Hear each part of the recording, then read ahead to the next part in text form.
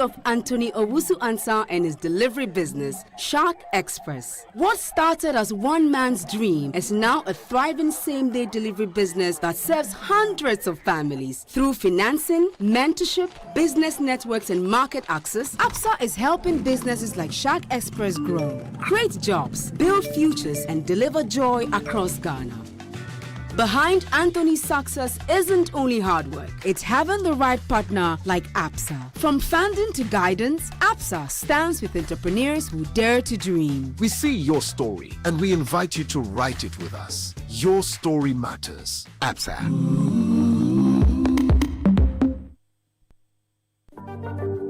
Ghana is building. Ghana is moving.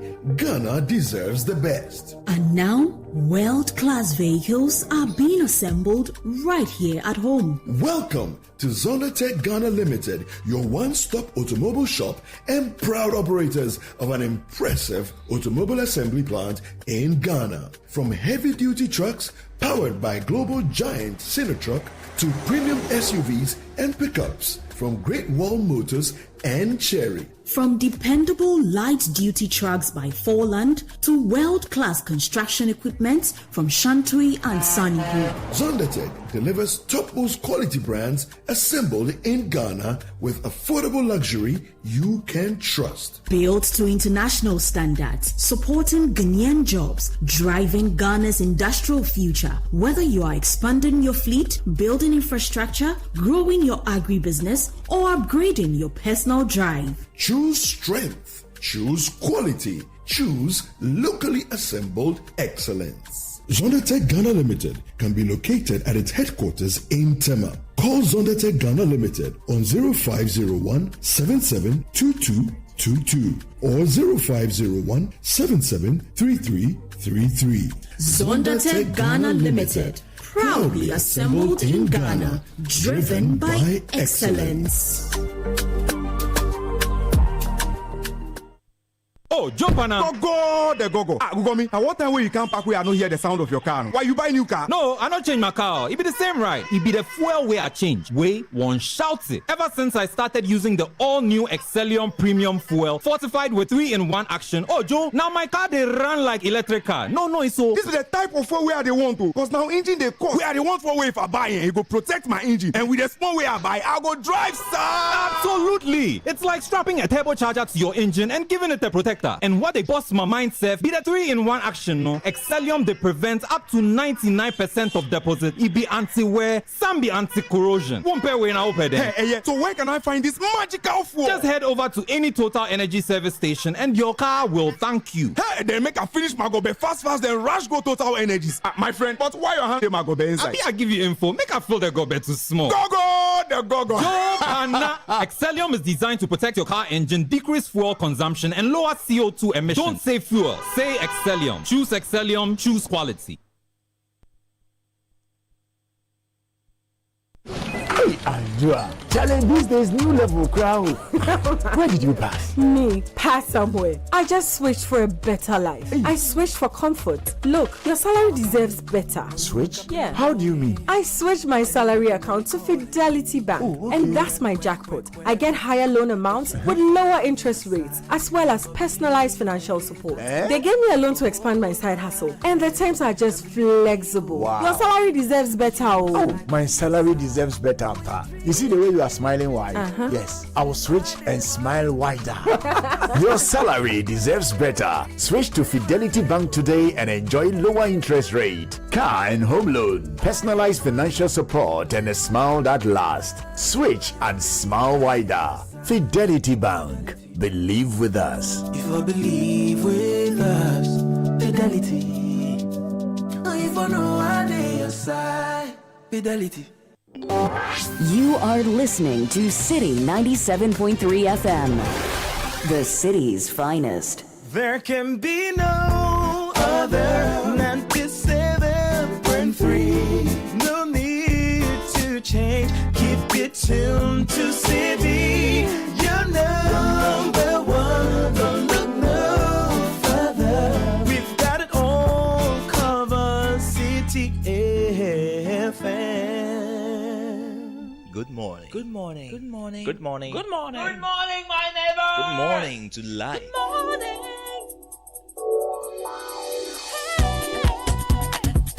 Music, talk, inspiration, in perspective. Express yourself. Good morning, my neighbor. Citi FM, your station. It's a refreshing lifestyle. Citi FM 97.3.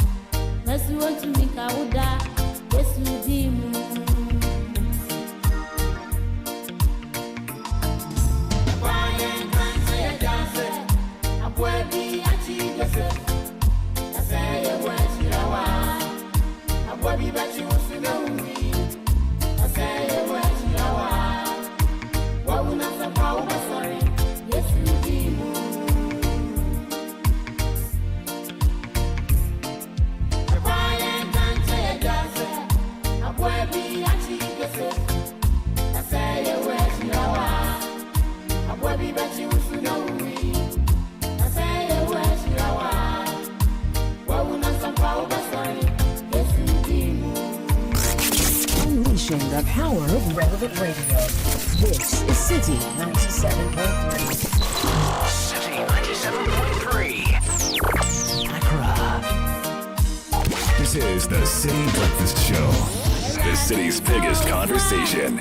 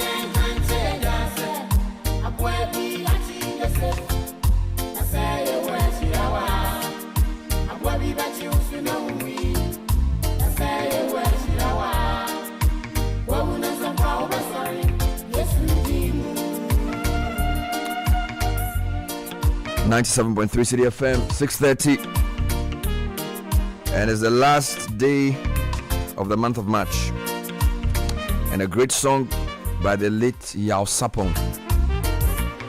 One of the most amazing stories in the Old Testament, from the pit to the prison, from the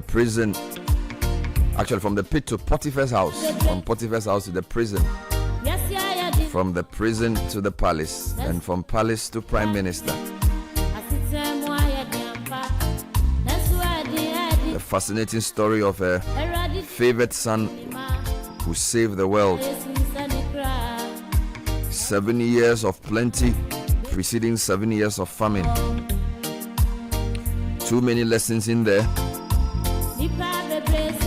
But the real purpose of this song is to encourage you to be steadfast, immovable, And that's how we choose to start the show today. Grateful for the blessing of the month of March, our Heritage Month. Starting off with the Heritage Caravan, with great stories on our launch day, the Honor Series coming through on many subjects, culminating in 2 blissful days, going back to your village in a food festival, attracting tens of thousands of patrons with over 200 food vendors, basking in the pride of what makes us Ghanaians, retelling our history, reminding ourselves of the sacrifice of our forebears, resolving to do more for the generation that's yet to come. So thank you for being part of this journey. My name is Bernard Kokuavle. My job is to serve you the best breakfast, food for the mind, inspiration for the soul.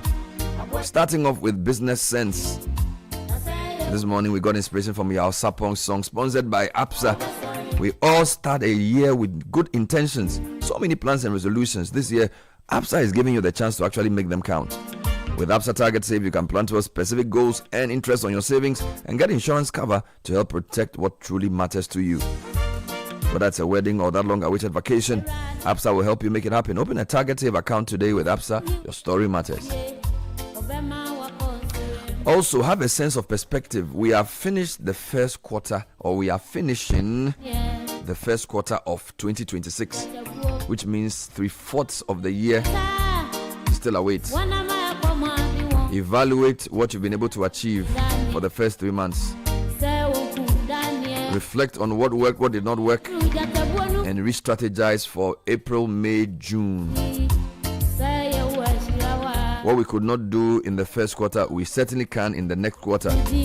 Grateful for the blessings of the Lord for the first, looking forward for grace for the next. It's also an interactive show, so we're happy to hear from you on any and everything. Big story this morning. After 4 straight games lose, how do I even say it in English? Help me to say it. After a 4-match losing streak, Coach Otto Addo has been axed or sacked by the Ghana Football Association. Surely that will satisfy a large fan base. Although we need to say yesterday's performance against the Germans was much better than what they put out against the Austrians. I guess it was too little, too late. So now the big question is, who leads the team? And by the way, does the sacking of Otto Addo means that his whole technical team is also gone? No, I'm asking you, you know this. Is it true? Godfrey. Yes. So everybody's gone? Shefa, everybody? Yes. Okay.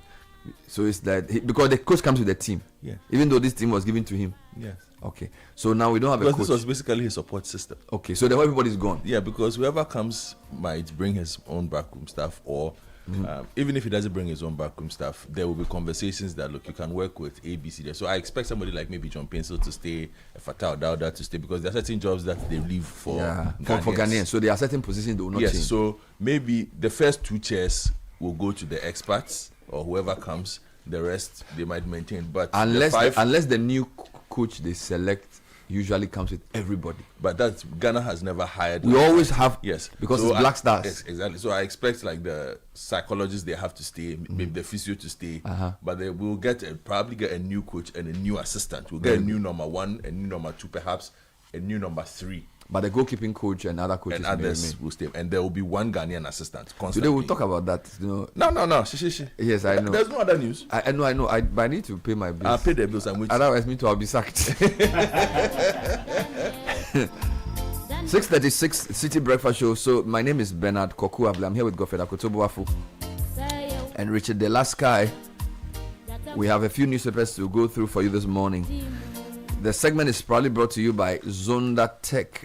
Welcome to Zonda Ghana, your one-stop automobile shop and proud operators of an impressive range of vehicles, including the Sinotrack to the Great Wall Motors and Cherry brands, as well as light-duty Forland and world-class Shantui and Sunny.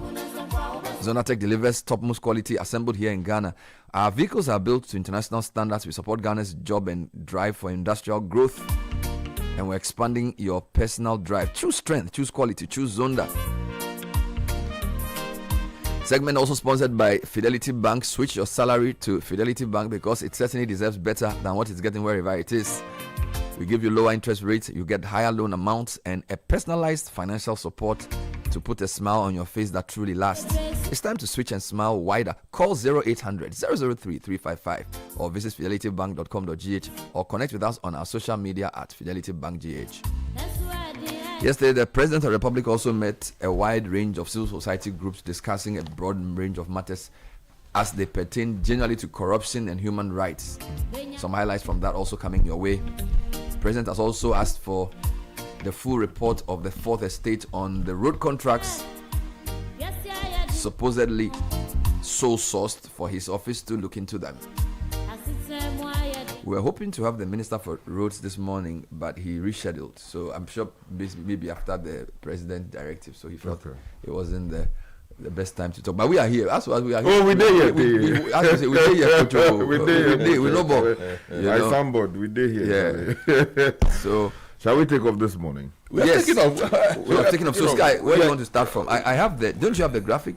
I have the graphic. What is this saying? Well, the graphics front page says under invoicing rocks raw rubber exports. Galamsey fights lethargic. Act now. Galamsey coalition appeals to president. Akoso Mujakiti Kodi Copper road project ahead of schedule according to the contractor. Okay. Rance Logistics refunds 19 million Ghana cedis after audit. Deputy Finance Minister tells PAC. He's been very busy this past few days. Yeah, let me take you to the Daybreak newspaper. Finally, the president is saying something I've been saying in a million ways. What is what? Anti-gay bill, not Ghana's priority. Mahama.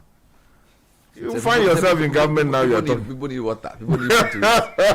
I have said this a million times. We hear you. He has heard you now. Let's get to do much more useful things than every time this business and the minorities now all over the place with it. Anyway, let me. No. Very well. Withdraw. Thank you. Now, 4 nabbed over Nkwanta South conflict. And some other stories here. One here that says fuel prices surge. Petrol hits 13.30 Ghana cedis, and then also 17.10 Ghana cedis. I don't understand. Yes, diesel. So 13 for petrol, 17 for diesel. Yeah, okay. So they should have indicated. So 13.30 petrol, 17.10 diesel. Yeah, but they didn't say diesel. They just put the figure there. Those who know. Oh, okay. Okay, yes, so let's let me take you to the Chronicle. Yes, what else do you have? The Chronicle says Afoko meets other MPP aspirants. Another story here says Heath Goldfields has brought renewed hope to Prestia, Bogoso Group is claiming. And then tomato ban exposes Ghana's shame. This is according to Nana Sapong. Front page of the Inquisitor. Illegal mining at Salman. Residents petition JM Boa. Local government ministry holds special orientation for female MMDCEs. Okay. Let me take you to the Daily Guide newspaper. Complete Agenda 111 projects. Nana Addo Dankwa Akufo-Addo is speaking and addressing the President of the Republic. Also, Bogoso community backs Heath Goldfields. This company is still very much in the news. New town building collapse. 3 confirmed dead, 20 rescued. A very tragic development. And I'm one to testify virtually, according to the Daily Guide. Finally, from me, the front page of the Ghanaian Publisher. Also, again, they're also reporting on the Salmon Youth petition to the president over illegal mining. The Agenda 111 story also makes it to the front page of the paper. And finally, the Ghanaian Times says fallout of Auditor General Special Report. Rance Logistics refunds 19.1 million Ghana cedis to the state. This is great. Yet to account for 7,000 tons of rice. I feel like the rice is... Collect everything. Also, on the front page, 5 killed in Nkwanta clashes as police deploy armored security. This is troubling.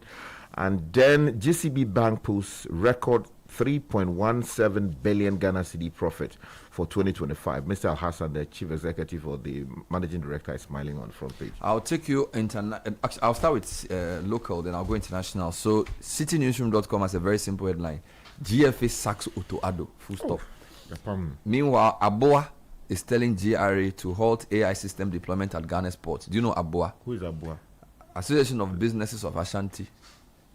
That's Aboa, yes, ABOA, that's their name. They sent a press release this morning. Why not Aboa? Let's change the name. A few more stories. Ghana not 100% ready for the World Cup. This is the sports minister. He also says Ghanaian sports needs more support. In other headlines, some of the things he said during your interview. Very interesting. Evidence destroyed. Ghana Engineering Institution slumps NADMO over Newtown rubble clearance. So they wanted to get the chance to study the place before the whole thing will be removed. A few more stories. Mahama government to amend Public Procurement Act to limit sole sourcing. And then Ghana's credit outlook at risk if reforms lose momentum. All these on citynewsroom.com. Channel 1 is also leading with GFA sacks Otto Addo after Austria-Germany losses. In other stories, she was disfigured, son on mother's recovery from rubble. This is the Newtown disaster we're talking. President Mahama tells CSOs, you are our partners in governance. In other headlines, Ghana's free primary health care program to launch on April 15. And Asokwa Interchange students restore vandalized murals. My Joy Online also, Otto Addo sacked. Simple story. Fuel shock looms as petrol nears 15.19 cedis, diesel 17.85 from April the 1st. Meanwhile, too watery, too risky. Why Ghanaian traders prefer Burkina tomatoes? GNA is leading with Mahama's return from UNGA to warm reception in Accra. VIP and others visit Newtown building collapse site, console victims.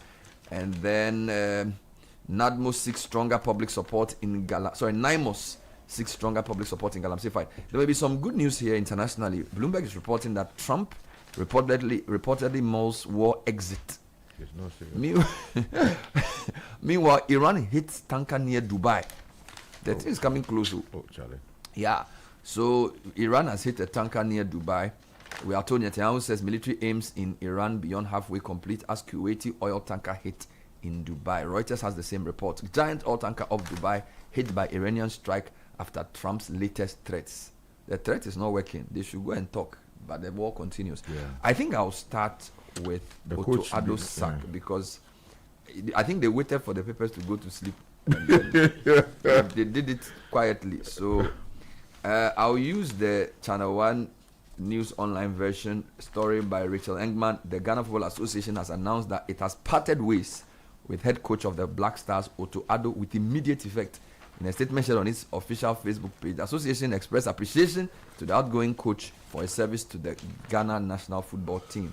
The association wishes to thank Otto Addo sincerely for his contribution to the team and wishes him the best of luck in his future endeavors, the statement said. The decision, follows a string of uninspiring performances. I need to tell you that in our last 6 friendly games, we've recorded losses throughout. So all 6? All 6 friendly games. Against Japan, Korea? All 6. All 6 friendly Germany, games. Austria. So I'll give you an example. We played Japan on November 14 last year. We lost 2-0. We played South Korea November 18. We lost 1-0. We played South Africa December 18. We lost 1-0. We played Austria 3 days ago, lost 5-1. Played Germany yesterday and lost 2-1.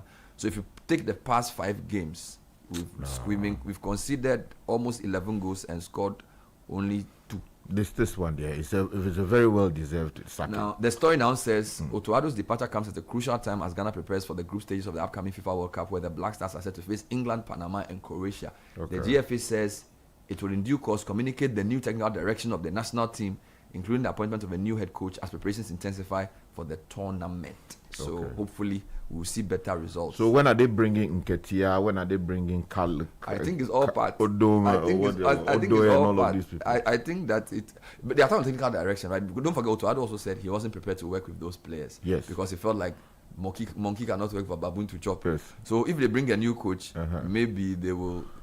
Akoto, who is on the market?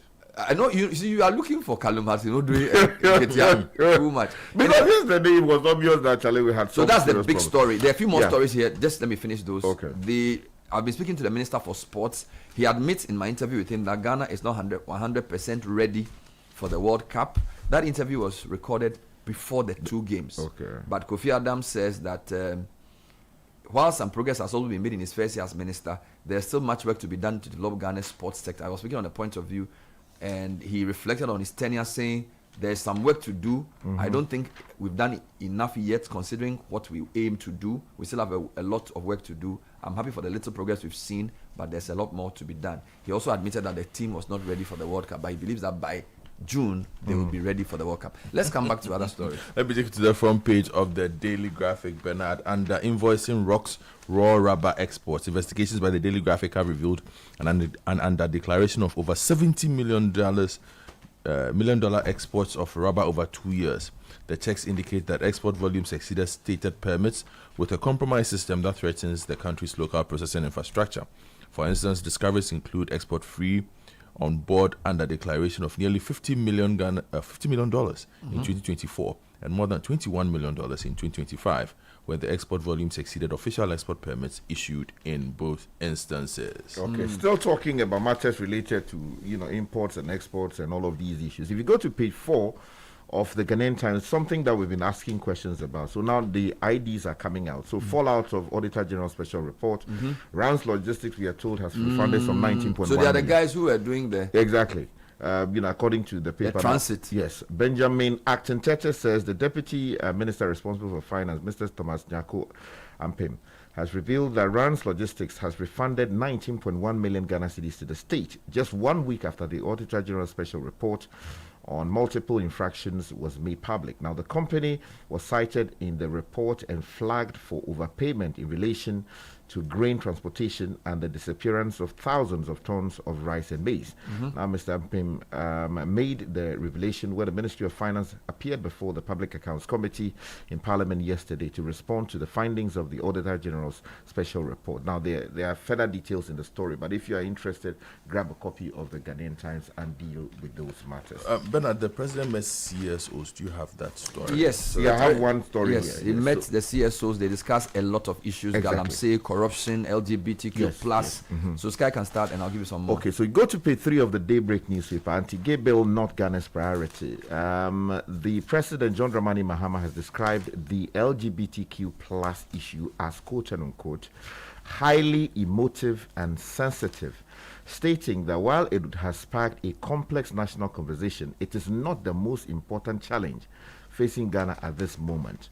Now, speaking at the presidential dialogue with civil society organizations at the Jubilee House, President Mahama emphasized that Ghana is still grappling with the provision of basic needs, including education, healthcare, jobs, food, clothing, and shelter. There's a further quote here that says, I explained during my recent engagement with the World Affairs Council that it is not the most important issue we face as a nation, the president stated. And he goes on to talk about some other things. So, that's the president told CSOs they are partners in governance. Speaking during his encounter with them on Monday, March 30, he emphasized the importance of sustained collaboration between government and civil society in shaping national policies. According to him, CSOs are not adversaries, but essential stakeholders whose input is critical to effective governance. He assured that government will continue to deepen engagement with them through structured dialogue and inclusive policy-making frameworks. He called on them to actively utilize the framework provided by the new law to strengthen accountability and improve policy outcomes. We were talking about the governance advisory bill that was passed by Parliament recently, describing it as a major step towards enhancing participatory governance and institutionalizing stakeholder engagement. And then, of course, he said the LGBTQ thing was not a priority now, and that it was quite divisive. And then he also said they were doing what they could in the Galamsey fight, and that CSO should not give up. You are staying with Galamsey. The Inquisitor and the Ghanaian Publisher all report of a town called Salman, where illegal mining is ongoing. And I will take you to the Ghanaian Publisher for that story on page 2. Tension is mounting in Salman, a mining community in the western region, as residents raise alarm over increasing illegal mining activities. Their concerns followed the arrest of 5 illegal miners by the Siama District Police Command, with support from local youth for engaged in illegal mining on a concession belonging to Adamus Resources Limited. The aggrieved youth are calling on the President and the Minister of Natural Resources, Emmanuel Amakofi-Boa, to intervene and compel Adamus Resources to respond to allegations surrounding its concessions. Well, still related to the matter of gold mining, if you go to page 3 of the Ghanaian Chronicle, they have a story about Heath Goldfields. And the story says hope has been rekindled with in the Prestia Bogoso enclave following the rapid revival of mining operations by Heat Goldfields, with residents and stakeholders calling on government to safeguard the company's growing investment. It appears that there's some back and forth with this particular company. This Heat Goldfields Yeah, issue. some people say they should be investigated for all kinds of things, and some people too are commending the operations. I think we need to look into that matter properly. Well, but I'll take you to the Inquisitor and the back page of the Daily Graphic for some updates on the Accra Newtown Experimental Basic School disaster. The back page of the Daily Graphic says 3 confirmed dead. 22 injured victims undergo treatment. There's a photo of the Vice President who visited the site with Lieutenant Colonel Frank Osayan Ponsa, the commanding officer of the 48 Engineers Regiment. You can get details. But if you go to page 2 of the Inquisitor, it says a road and building consultant, Abdullah Mahama, he's saying that most buildings in Accra are standing by the grace of God. He says that many buildings in Accra are structurally unsafe, blaming widespread indiscipline and disregard for construction regulations. Speaking on the Breakfast Daily on Channel 1 TV, Engineer Mahama said many developers continue to ignore building laws and rely on chance rather than proper engineering standards. The Engineering Association or institution is also not happy that the NADMO destroyed the building. They are saying that evidence has gone. So the Ghana Institution of Engineering has criticized NADMO for what it describes as a flawed handling of the investigation into the collapse of the story building. Speaking on Eyewitness News on Monday, the president of the institution, Engineer Ludwig Anang Hesse, expressed frustration over NADMO's approach, particularly the decision to clear debris before crucial evidence could be collected. According to him, moving the rubble prematurely has made it difficult for the institution to gather the evidence necessary to determine the real cause of the collapse. Yeah, he further indicated that preliminary observations suggest a possible structural failure, particularly involving the building's columns. The building, the first picture which comes out yesterday, which we monitored on radio station, showed that one slab on top of the other. From an engineering point of view, we say that probably it was the columns that collapsed.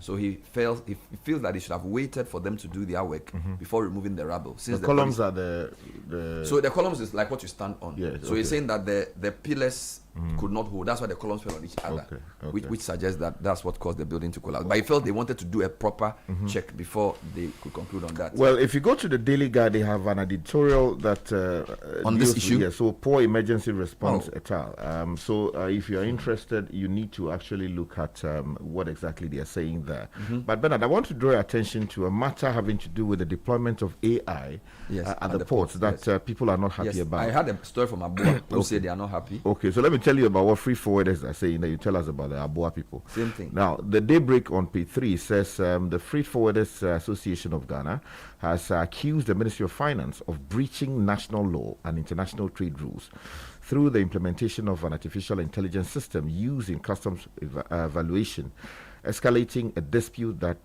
could trigger legal and policy consequences. Now, the press conference on Monday, March 30, 2026, the president of the association, Johnny Mate, said the publication... Johnny Mante. Okay, they wrote it Mate. Mante. Mante. Is he our Johnny? Your main man. Oh, okay. No, Johnny, greetings, forgive me. March 30, 2026, the president of the association, Johnny Mante, said the Publican AI system introduced to support customs valuation has resulted in practices that violate the Customs Act 2015. And the World Trade Organization's valuation framework. And it goes on to provide further reasons why they believe that this whole system has many problems. Remember that yesterday the Graphic did a huge banner headline. So I was at a briefing where they explained to us, including the graphic reporter, what this was supposed to do.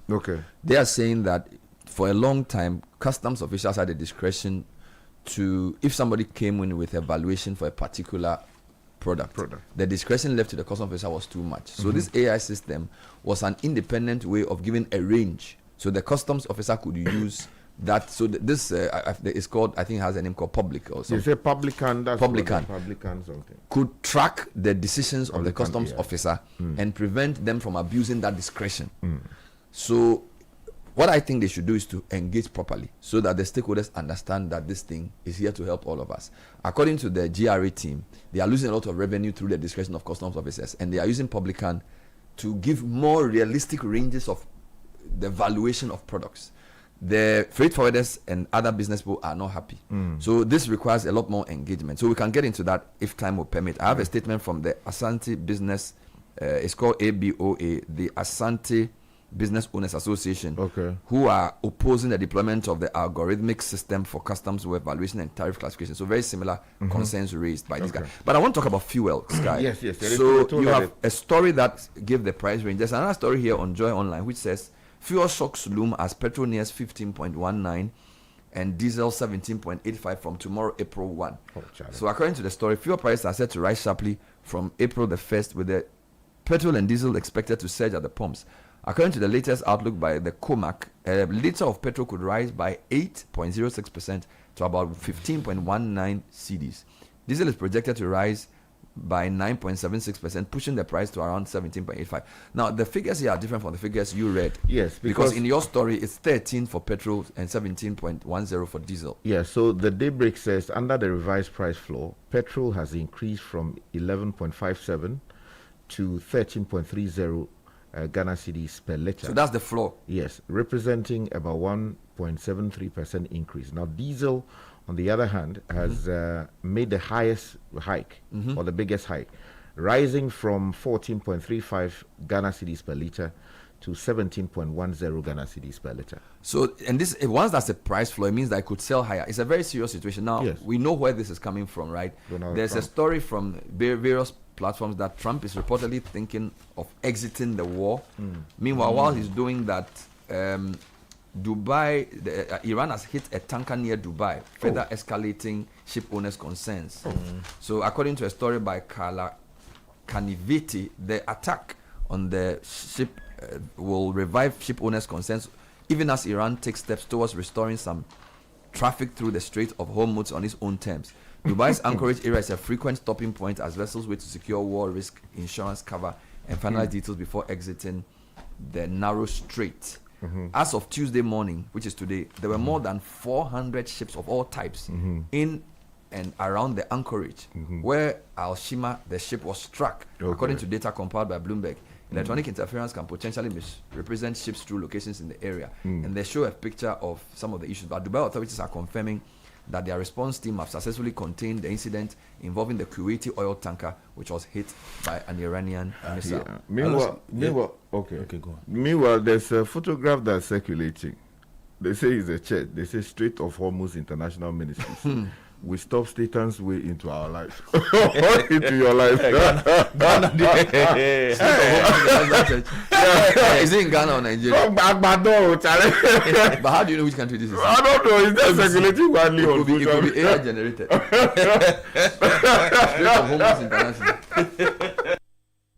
This is the City Breakfast Show, the city's biggest conversation.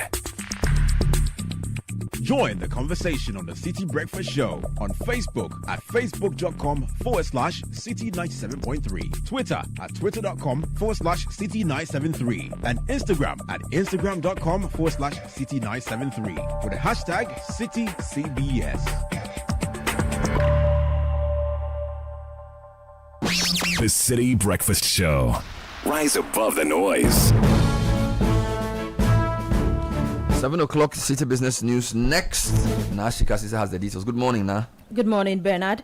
Hello and welcome to the breakfast edition of the City Business News, proudly brought to you by MTN, EcoBank and Valex Lease. Coming up, consumers to pay more for fuel as National Petroleum Authority sets new price floor for first pricing window of April. And Freight Forwarders Association of Ghana accuses Ministry of Finance of breaching trade laws. We'll tell you why. Also coming up, government introduces Loans Act to ensure fiscal discipline.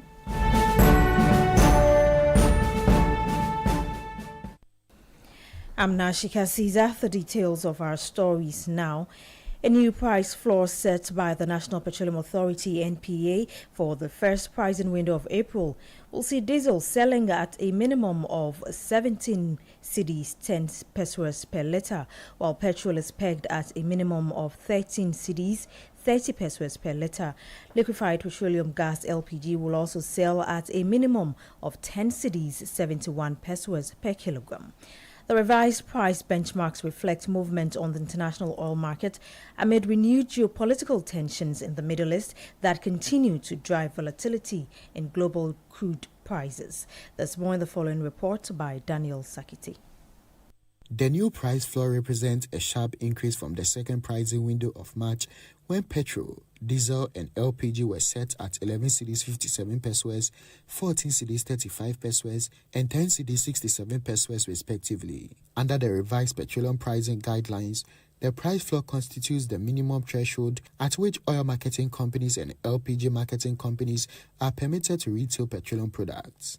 It remains to be seen how competition among OMCs evolve in the upcoming pricing window following the intense price war witnessed in the latter part of March. All industry players are expected to comply with the new price floor or face regulatory sanctions. Meanwhile, the Chamber of Oil Marketing Companies is projecting petrol, diesel and LPG expand prices to rise by 8.06%, 9.76% and 1.81% respectively. The projected price increases are mainly caused by ongoing tensions in the Middle East, rising global crude oil and refined fuel prices, and transport risks along key trade routes such as the Strait of Hormuz, which have disrupted supply and affected global oil markets. That was Daniel Sakiti with that report. Meanwhile, some oil marketing companies, OMCs, have begun adjusting pump prices to align with the National Petroleum Authority's price floor for the first pricing window of April. State-owned GOIL is the first to implement the new rate, increasing both petrol and diesel to the approved minimum threshold. Petrol is now selling at 13 cedis 30 pesos per litre, up from 12 cedis 24 pesos, while diesel has risen to 17 cedis 10 pesos per litre, from 15 cedis 69 pesos per litre.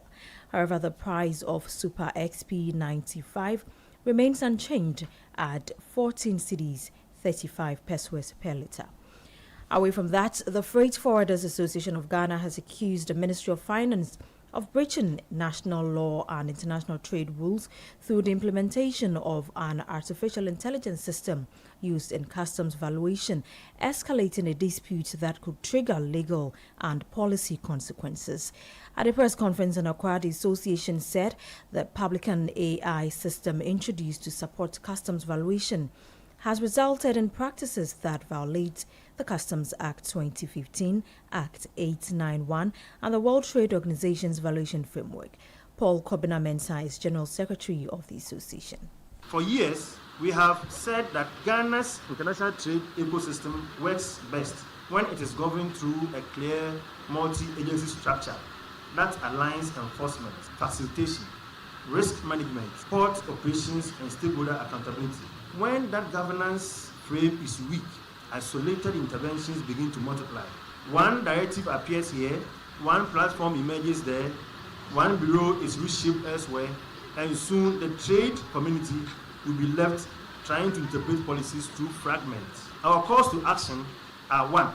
The immediate review and or suspension of the current directive governing the application of the Publican AI system in valuation, with recourse to international valuation rules and laws. 2. The urgent establishment and operationalization of an independent and accessible appeals mechanism. 3.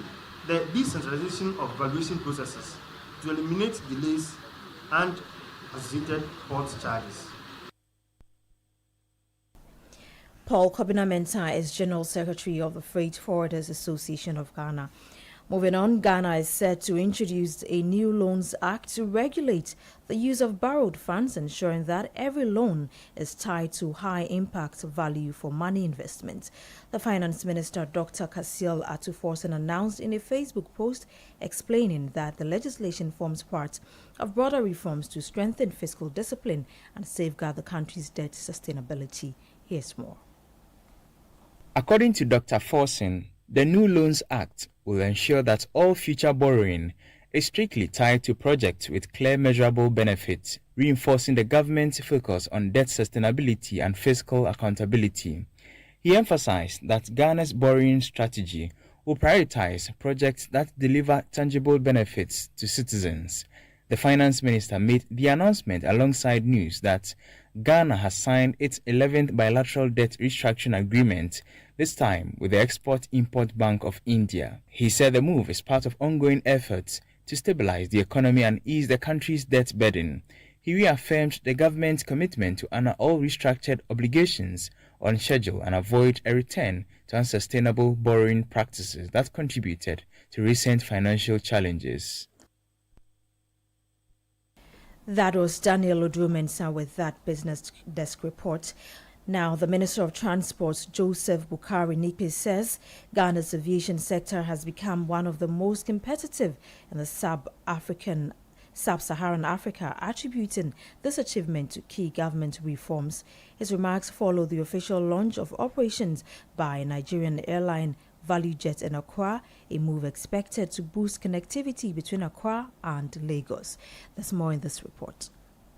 Speaking at the inauguration of Nigerian airline ValueJet in Accra, Director General of the Ghana Civil Aviation Authority, Stephen Wilfred Arthur, on behalf of the Transport Minister, credited the growth to ongoing government reforms in the aviation sector. The ministry recognizes the contribution of airlines to the growth of our national economy, and so this direct flight by ValueJet from Lagos to Accra will enhance air connectivity, facilitate trade, and also foster economic cooperation. Our industry indeed stands as one of the fastest growing and perhaps the most competitive and well liberalized in the sub-Saharan African region. ValueJet now becomes the fourth Nigerian airline operating in Ghana. Management says its entry into the market will be a game changer for Africa's aviation industry. We are not just coming here to participate. We are here to dominate the market, I must tell you. It is also important to say to you that we are not just going to be flying from Accra to Lagos. We already have a fifth freedom right to fly from Accra to other West African countries. You had the chairman of ValueJet Airline, Kunle Somani, ending that report by Emmanuel Opon. Now, on the interbank market today, the dollar is trading at 10 cedis 99 pesos, while the British pound is going for 14 cedis 50 pesos, and the euro is going for 12 cedis 58 pesos. And that's it for the breakfast edition of the City Business News, proudly brought to you by MTN, EcoBank, and Valex Lease. I'm Nashika Caesar, grateful for your company. Do you have a great business day? This is the City Breakfast Show, the city's biggest conversation.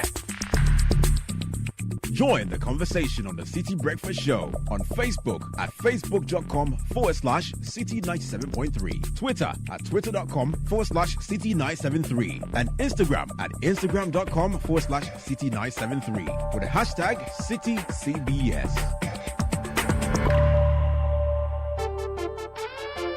Make we step out small. Bonya Muda said the carnival for town they start now. Yeah, Mr. Des, see my fiber they fire off. Download record, do streaming they go on. Gaming suit you no buffering. It's Bonya way they more fiber. Oh wow, so you really no go come and pa. MTN unlimited fiber. Internet day here, make a promote. This Easter, put your home on MTN Unlimited Fiber Internet and make the fun day right where you are. Fast speed, pure fiber, truly unlimited. Visit my MTN app or dial *5057# to check fiber availability or to subscribe. MTN. Unleashing the power of relevant radio. This is City 97.3. So it's 10 minutes past 7. This is still the City Breakfast Show.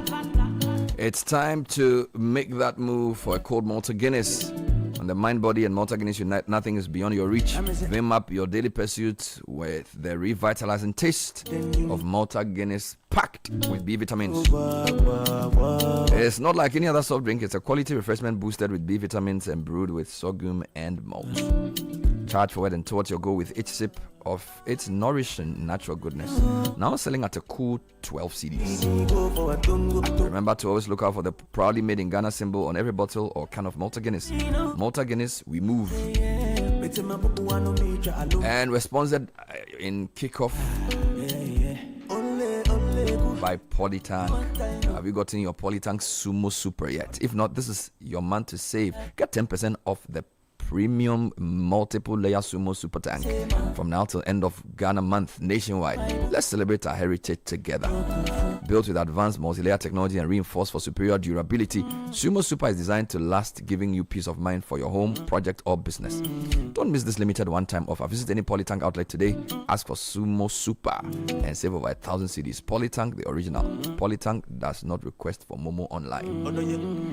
And quick question, when was the last time you actually enjoyed standing in a queue?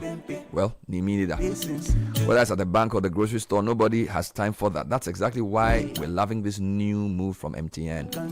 If you've been waiting or wanting to switch to an eSIM, the digital SIM that's built into your phone, you don't need the little plastic card. Now's your time. MTN has flipped the script and you can literally set up your eSIM yourself right from your couch. No queues, no waiting, no take a ticket. Just open the My MTN app, follow the steps, and boom, you're live. So grab your phone, download the My MTN app if you haven't already, and skip the long queue today. And there's only one big story from the world of sports. After another loss, Coach Otto Addo has been sacked by his employers, the Ghana Football Association. Edwin Kwaku is wearing red. I don't know whether it's because he's happy or he's... it's extreme joy. It's extreme joy. Well, let the jingle roll and he'll bring us the details of that and other stories from the world of sports.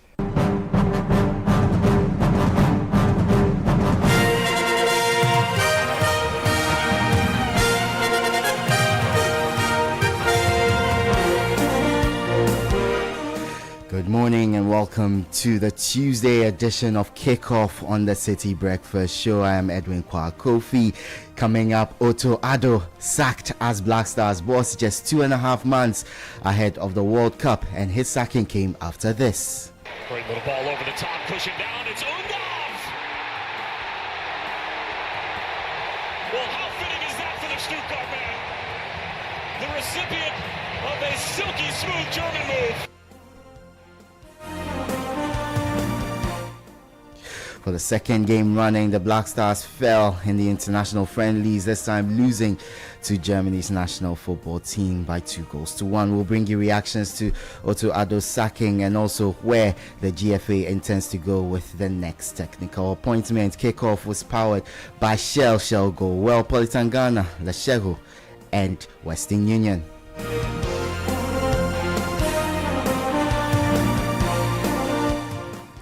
I am Edwin Kofi. Let's start off with the big news that Otto Addo and the Black Stars have parted ways effective last night after the loss to Germany.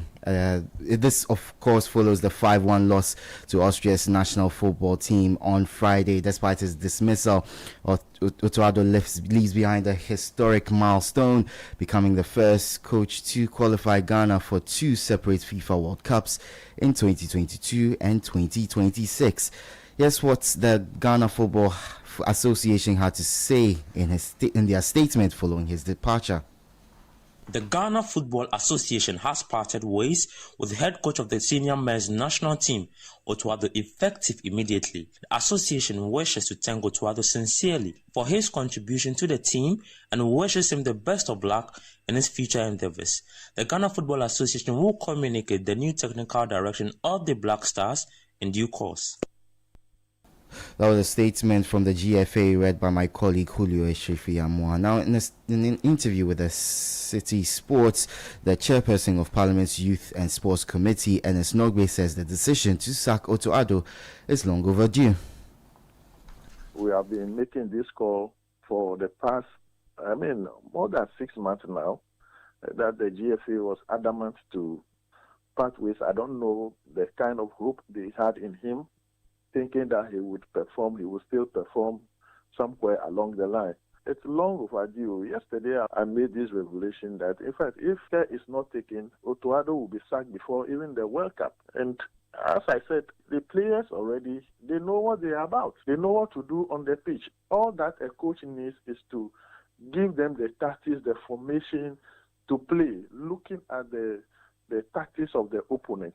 So any other coach who takes over from now till the World Cup can do same. And don't also forget that when players are not, comfortable with a particular coach, they are not able to deliver at a point in time. So anybody they bring that, I think the players feel, okay with, will still gel with them. So I haven't seen anything wrong with the timing at all. It is the right time, actually.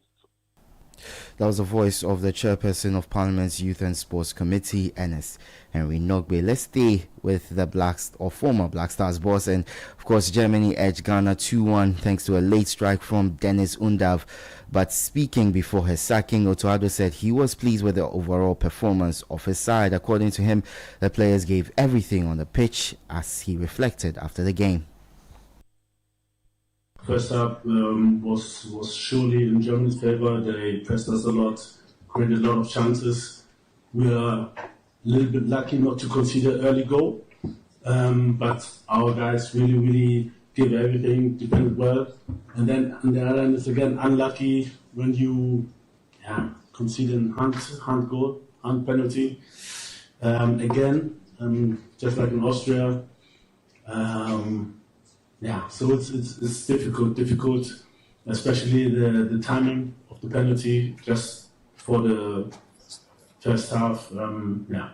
Second half, I think we came out quite good, defended a lot better, and I told the boys that they should be a little bit more brave, also to play out from the back. That was former Black Stars boss Otto Addo. Let's stay with that game. Of course, he also addressed the moment involving Jonas Ajete, which led to Germany's opening goal. Of course, Ajete conceded a penalty after the ball hit his hand. Otto Addo noted that the young defender still has lessons to learn, particularly in managing his body and positioning. To go on a particular player to create a penalty, a ball which goes to the hand or to the arm, better say, I think it's sometimes you're a little bit clueless about the rule. If when I see Germany in the European Championship when they played against Spain, it was not a penalty. Now it's a penalty, so it's difficult. A little bit unlucky for him. This is how it is. He needs to maybe now learn to run without his arms and to move without his arms. This is the only solution.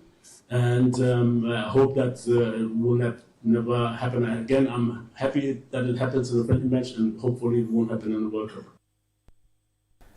That was the voice of now former Black Stars head coach Otto Addo. Meanwhile, Germany head coach Julian Nagelsmann believes his side should have been more clinical, insisting they could have scored more, similar to Austria's performance against Ghana.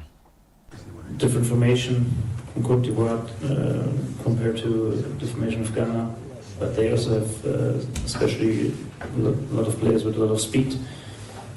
So at least I think we had the capability today to score more goals, especially in the first 25 minutes. So the result could be a bit higher, almost like the result against Austria. But at least it's not important if you score 5 or 2 goals. It's important to win the game, and at least. When you win a game, it's always important for your self-confidence. I think, especially the 10-15 minutes before the halftime, Ghana did it good. They had more counterattacks. They could be a bit more dangerous in this phase of the game. And that was Germany boss Julian Nagelsmann. But what of the fans? My colleague Gabriel Faye was at the German embassy for a watch-along where he spoke to supporters of the Black Stars to get their reactions after the game. The first half was very, very poor, but I think the second half we step up, and then I think, using Otto Addo's words, he started using his hands to eat fufu. In the first half, he was using fork and knife. And so the second half, we saw that we did well, and then we got a goal. I think it's not a bad result, but I expect us to do much better in the upcoming friendly games before the World Cup. What do you think this exercise, especially against Germany, will do for us in the World Cup? I think mentally it will be a very, very big boost after that 5-1 thrashing by Austria. I think we deserve this. At least we can go into the World Cup and say, we considered only 2 goals against Germany and try to better it. Yeah, well, I think there's a very much improvement from our performance with Austria some few days ago. I think our defense is getting more compact. The left back, for instance, did very well. And I mean, it's a positive vibe that I saw. What my challenge was the progression of the ball forward. I mean, the midfield wasn't really moving the ball forward. There were a lot of back passes, so this is what we should check. And the strikers too should, synchronize more. Those were some Black Stars fans who spoke to my colleague Gabi Ofe at the German embassy after Ghana's 2-1 loss to Germany. Let's head to Europe now, where the 2026 World Cup risks becoming a stage for repression and a platform for authoritarian practices, according to a new report from human rights campaign group Amnesty International. The organization has detailed significant risks to fans, players, journalists, workers, and local communities in the tournament's 3 co-hosts, the United States, Mexico, and Canada. Highlighting troubling attacks on human rights, Amnesty International claimed the starkest threat to visitors to the World Cup may be the machine of abusive, discriminatory, and deadly immigration enforcement and mass detention in the USA. To the NBA now, and LeBron James recorded his 125th regular season triple-double to lead the LA Lakers to a 120-101 win over the Washington Wizards. Speaking after the game, LeBron says despite this record, he and the team just had to get the job done. Yeah, I mean, we had a professional approach. We came in, we got the job done, understanding it doesn't matter who we're playing. We're still trying to build habits for the postseason, so a good win for us. You often talk about not being able to really maybe enjoy the moment, but another triple-double. Yeah. Are you able to enjoy some of this at all? I mean, I've had moments more this year and last year that I've enjoyed more in the moment. It's pretty cool. I mean, it's pretty cool to know that I'm, at this point in my career, and I'm still able to do those things. I mean, it's super dope. It's super humbling, and just try to put the work in and continue to put the work in, and those are the results of it. That was 41-year-old LeBron James speaking after the Lakers beat the Washington Wizards. Before I go, our World Cup fact of the day. Did you know Brazil sits right at the top of the table when it comes to the World Cup winners in the men's game? They are the only team to have appeared in all tournaments to date and have been crowned champions 5 times. They are followed in quick succession but by Germany, who have won 4 tournaments 3 times. As West Germany, at the other end of the table, you've got Indonesia, a team who have only ever played 1 match in the World Cup. Mexico have also racked up the most World Cup match losses with 27 to their name, though they do have 16 wins too. And that's the latest in the world of sports. For more on all these stories, visit citysportsonline.com. Kickoff was powered by Shell. Shell Go Well, Politan Ghana, Western Union, Eleshehu. Let's improve life. I'm Edwin Kofi. The City Breakfast Show with Bernard Avle continues. From now to the end of Ghana month, Polytank is celebrating with you. We are giving you over 1,000 Ghana cedis for free on our premium Sumo Super range of water tanks in celebration of Ghana. Sumo Super is designed to last, giving you peace of mind for your home, project, or business. Don't miss this limited time offer. Visit any Polytank outlet today. Ask for Sumo Super and save over 1,000 Ghana cedis. Polytank, the original, always the best. Panono Ankasa. Beware, Polytank does not request for Momo online. Since inception, almost 100% of Ashesi University students have found jobs, started businesses, or gone on to graduate school within 6 months of graduation. From Accra to Nairobi, London to New York, Ashesi graduates are noticed and are leading successful careers. If you dream of a rewarding life and career, an Ashesi education prepares you just for that. Learn more about applying to Ashesi at ashesi.edu.gh. Remember, admission is ongoing. this Easter Monday, the biggest kids festival, Indomie Fest. It's making its second stop in Accra, and it's going to be epic. Get ready to turn up with your favorite Indomitables, Sweeney, Swifty, Big Boy, Vision, and Stretchy, with Crystal bringing the energy as your MC. Enjoy danceable live performances from Lastman, Mr. Drew, Sister Fia, DGL Academy, and many more. Turn up with the whole family on the 6th of April for lots of exciting moments, giveaways, and yummy Indomie. Yes, don't dull. Buy a ticket at 20 Ghana cedis, 3 at 50 Ghana cedis, and for a family of 6 at 100 Ghana cedis. Or simply dial *714*57# or visit vtickets.com to grab yours. For inquiries, call 055-835-1819. See you at Good Park. Indomie tastes great. It's so hard to find someone who's always there, who do the best they can to push you to the top. But I found myself a friend who's all of these and more. When I put my dreams to sleep, you wake me up to dream. I trust in blue. I trust in blue. I trust in blue. I trust in blue. Save your money with blue. Secure your future true. Blue Ghana day for you. I put my trust in blue. I trust in blue. Blue Financial Services Ghana Limited. Trust in blue. When I was young, I asked my mother the secret of her vitality and health. She said, the right food, the right exercise, the right amount of sleep, and the right blood tonic. Nexcofa, the right blood tonic. Nexcofa blood tonic is fortified with iron and other essential vitamins and minerals for a strong, healthy, and active body. Nexcofa blood tonic is effective for the treatment of anemia, lack of appetite, and stressful conditions in both adults and children. Nexcofa blood tonic, the right family blood tonic. Nexcofa blood tonic is manufactured and distributed by NS Chemist Limited. This advertisement has been vetted and approved by the FDA. Whether you're buying water from your favorite spot in Osu, shopping online for the latest styles, or booking your next getaway to Dubai, MasterCard gives you the freedom to pay your way. Insert, tap, swipe, click. So many options, yet so easy. With layers of security protecting every payment, your money stays safe. From Trotro to travel, MasterCard connects you to the life you've earned and the one you dream of. Ask your bank for MasterCard today. MasterCard. Safe, convenient, priceless.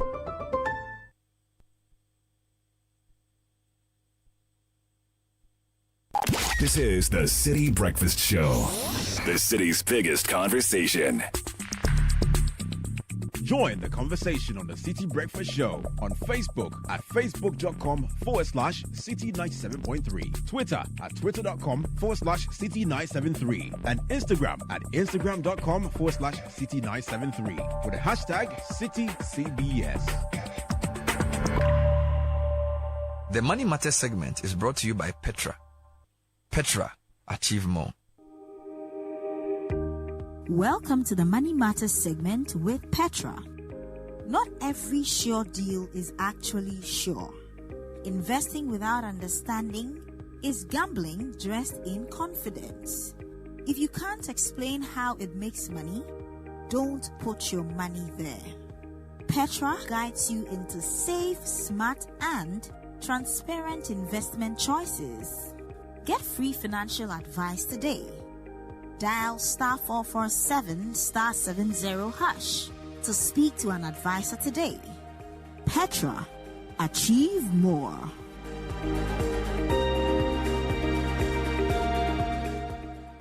The Money Matters segment was brought to you by Petra. Petra, achieve more. Unleashing the power of relevant radio. This is Citi 97.3. The Citi Breakfast Show. Rise above the noise. Special dedication to the number one fan, Tony. Citi 97.3.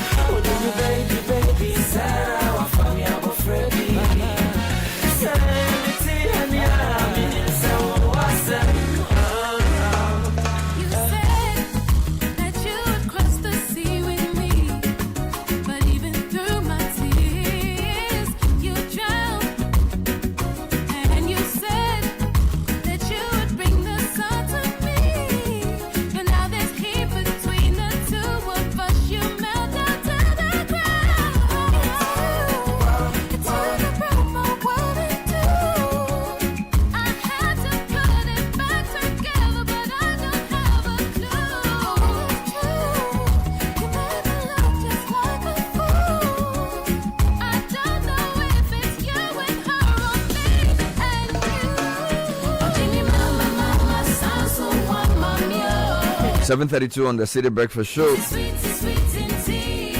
And we're bringing you some remix version of Wara with Otiami Kwame.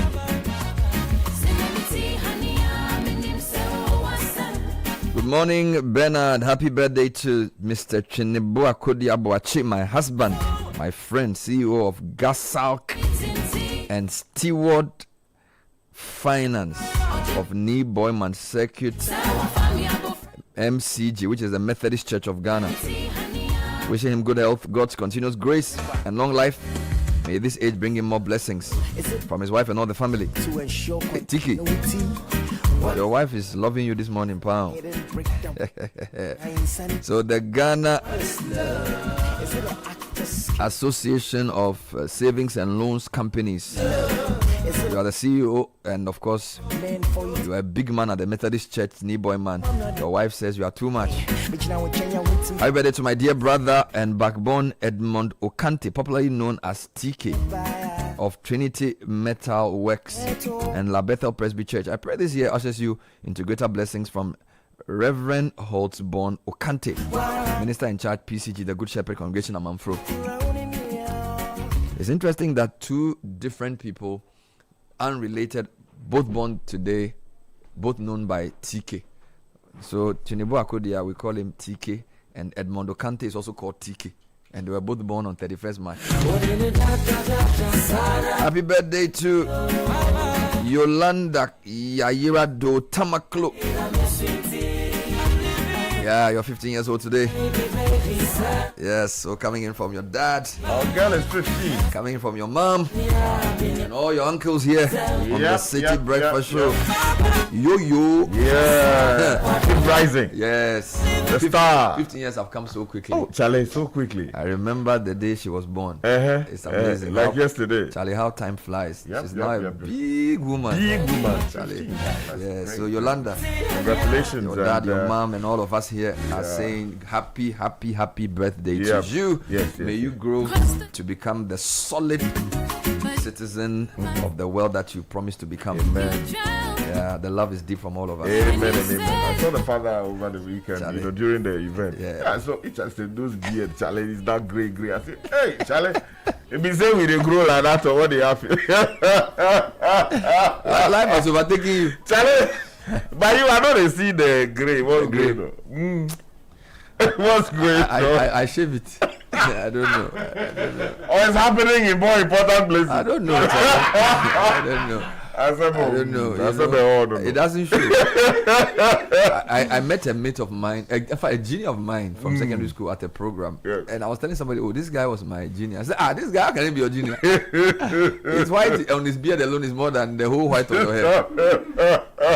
Some people get the white because of hereditary reasons. Okay. So, I mean, you can't tell the man's age by the hair on his face. Okay. Yeah. But that's the we should do what some of the older people do. Yomo. Allah.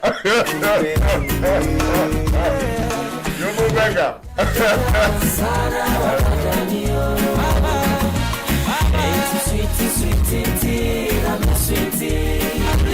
And a couple of quick announcements coming through this morning. It's time to make that move. Time for a cold Malta Guinness. When the mind, body, and the Malta Guinness unite, nothing is beyond reach. So jack up your morning with the revitalizing taste of Malta Guinness, packed with B vitamins, brewed with sorghum and malt. And remember to always look out for the proudly made in Ghana symbol on every bottle or can of Malta Guinness. Malta Guinness, we move.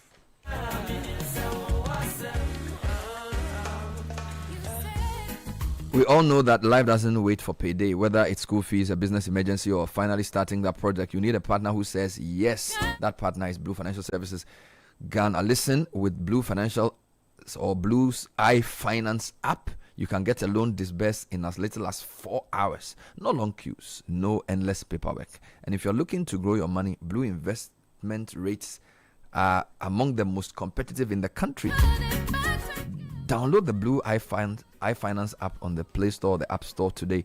Call 0303-968-196 or WhatsApp directly on 0501-609-958. We're also on social media at Blue FSGH.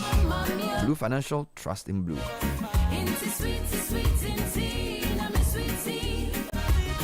And if you're tired of the hustle and traffic of Accra, take a quick escape to the cool, peaceful mountains of Ibri to Biposo Wellness Resort. Whether it's for business, a weekend break, or pure relaxation, Biposo gives you calm, comfort, and fresh mountain air, the perfect place to rest and reset. And it's only a 30 minutes drive from Accra.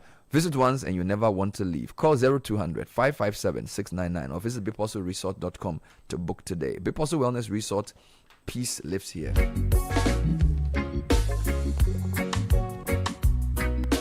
And First Atlantic Bank is proud to be now known as a PLC listed on the Ghana Stock Exchange. This strengthens our accountability, deepens our credibility, and positions us to serve families, businesses, and communities even better. So First Atlantic Bank is now First Atlantic Bank PLC. It's more than a new status. It's a promise to lead with eye care, integrity, customer centricity, agility, resilience, and excellence. First Atlantic Bank PLC, refreshingly different. Let's hear from you. Now that Coach Otto Addo is gone, do you have any more hope? Of course, it depends on who's appointed, right? 72 days to the World Cup. This will not be the closest a coach has been sacked to a World Cup. We've been told people have been sacked with even days to a tournament and they've still done well. So who do we expect to come in? We'll deal with all of those shortly. If I may, yes, please. Just a quick one coming in from Theresa Ama Segua Anigba, who says we should wish happy birthday to SRO Maxwell Anigba. May this year be as special as you are and the best one yet. Keep being amazing. I love you so much. So it's going out to Maxwell Anigba, SRO. What is SRO? SRO, that will be some military rank or some of the SRO. Yes, some rank. Senior relationship officer. Oh, really? I don't know. SRO. It sounds like some rank be like that. Maxwell Anigba. Your wife is celebrating you, so she says that she loves you so much. Okay, and then there's more? Yes, there's more here. This one says, good morning, Bernard. Please wish my son, said the Addo boy of Services Junior High School, a blessed happy birthday. We pray for God's continuous blessings for you. From the entire family, Mrs. Leona Addo boy, Sedinam and Edem. It's coming in from Jones Addo boy in La. Okay. And this one says, kindly wish our daughter, Mama Jesiwa Is it Mama? Mama, okay. Mama Jesiwa. Hey, okay. Amwawa Femeyibo. Hey. It's a United Nations name. Allah. Mama Jesiwa Amwawa Femeyibo.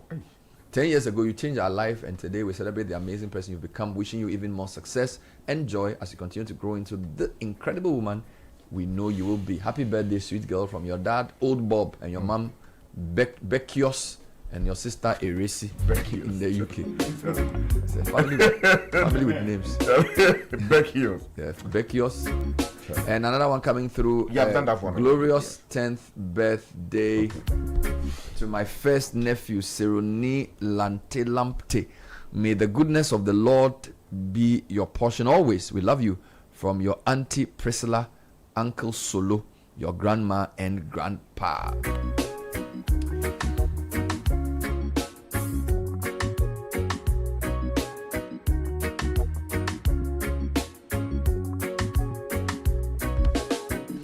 Now, what if some of the things we believe about Ghana's economy are not entirely true? In our folklore, Anansi stories are clever, memorable, but not always accurate.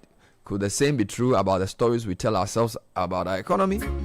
Well, the Charter Institute of Marketing Ghana, CIMG, invites you to an evening with Joe Jackson on the theme Anansi stories about the Ghanaian economy. Join Joe Jackson, CEO of Delex Finance, as he unpacks the myths, the assumptions, and the narratives shaping our economic decisions. Expect a sharp 30-minute presentation followed by an interactive Q&A session on 31st March, 5:30 p.m. That's today. It's at the Wesley Towers opposite UBA head office. Attendance is open, but seating is limited. So you want to be there, call Portia on 054 010 7300.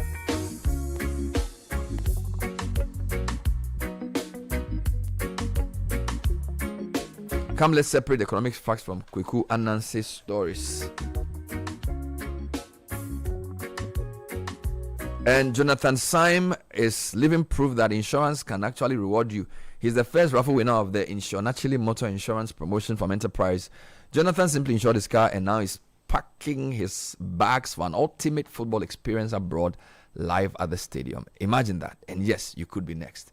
Just buy or renew your motor insurance with Enterprise and you could win big. A sponsored ultimate football experience, fuel coupons, airtime, and branded souvenirs from now till May 2026. This promo is regulated by the NLA on the Caritas Lottery platform. Terms and conditions apply. Enterprise, your advantage.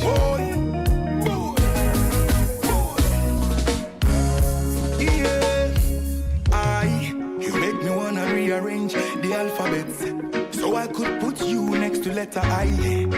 Take my heart, baby, carry go. If you leave me, baby, I go die. O cabro footy clean, I know you're rissy. Nisi mujira smile, siri. Open it once, I'm in no chilly. Hey, me baby, me brownie, yeah. Golden tree chocolate, yeah. Me chatoli, yeah. Each and every day, me happy day, yeah. My own, that time of the chase, I'm then no money day.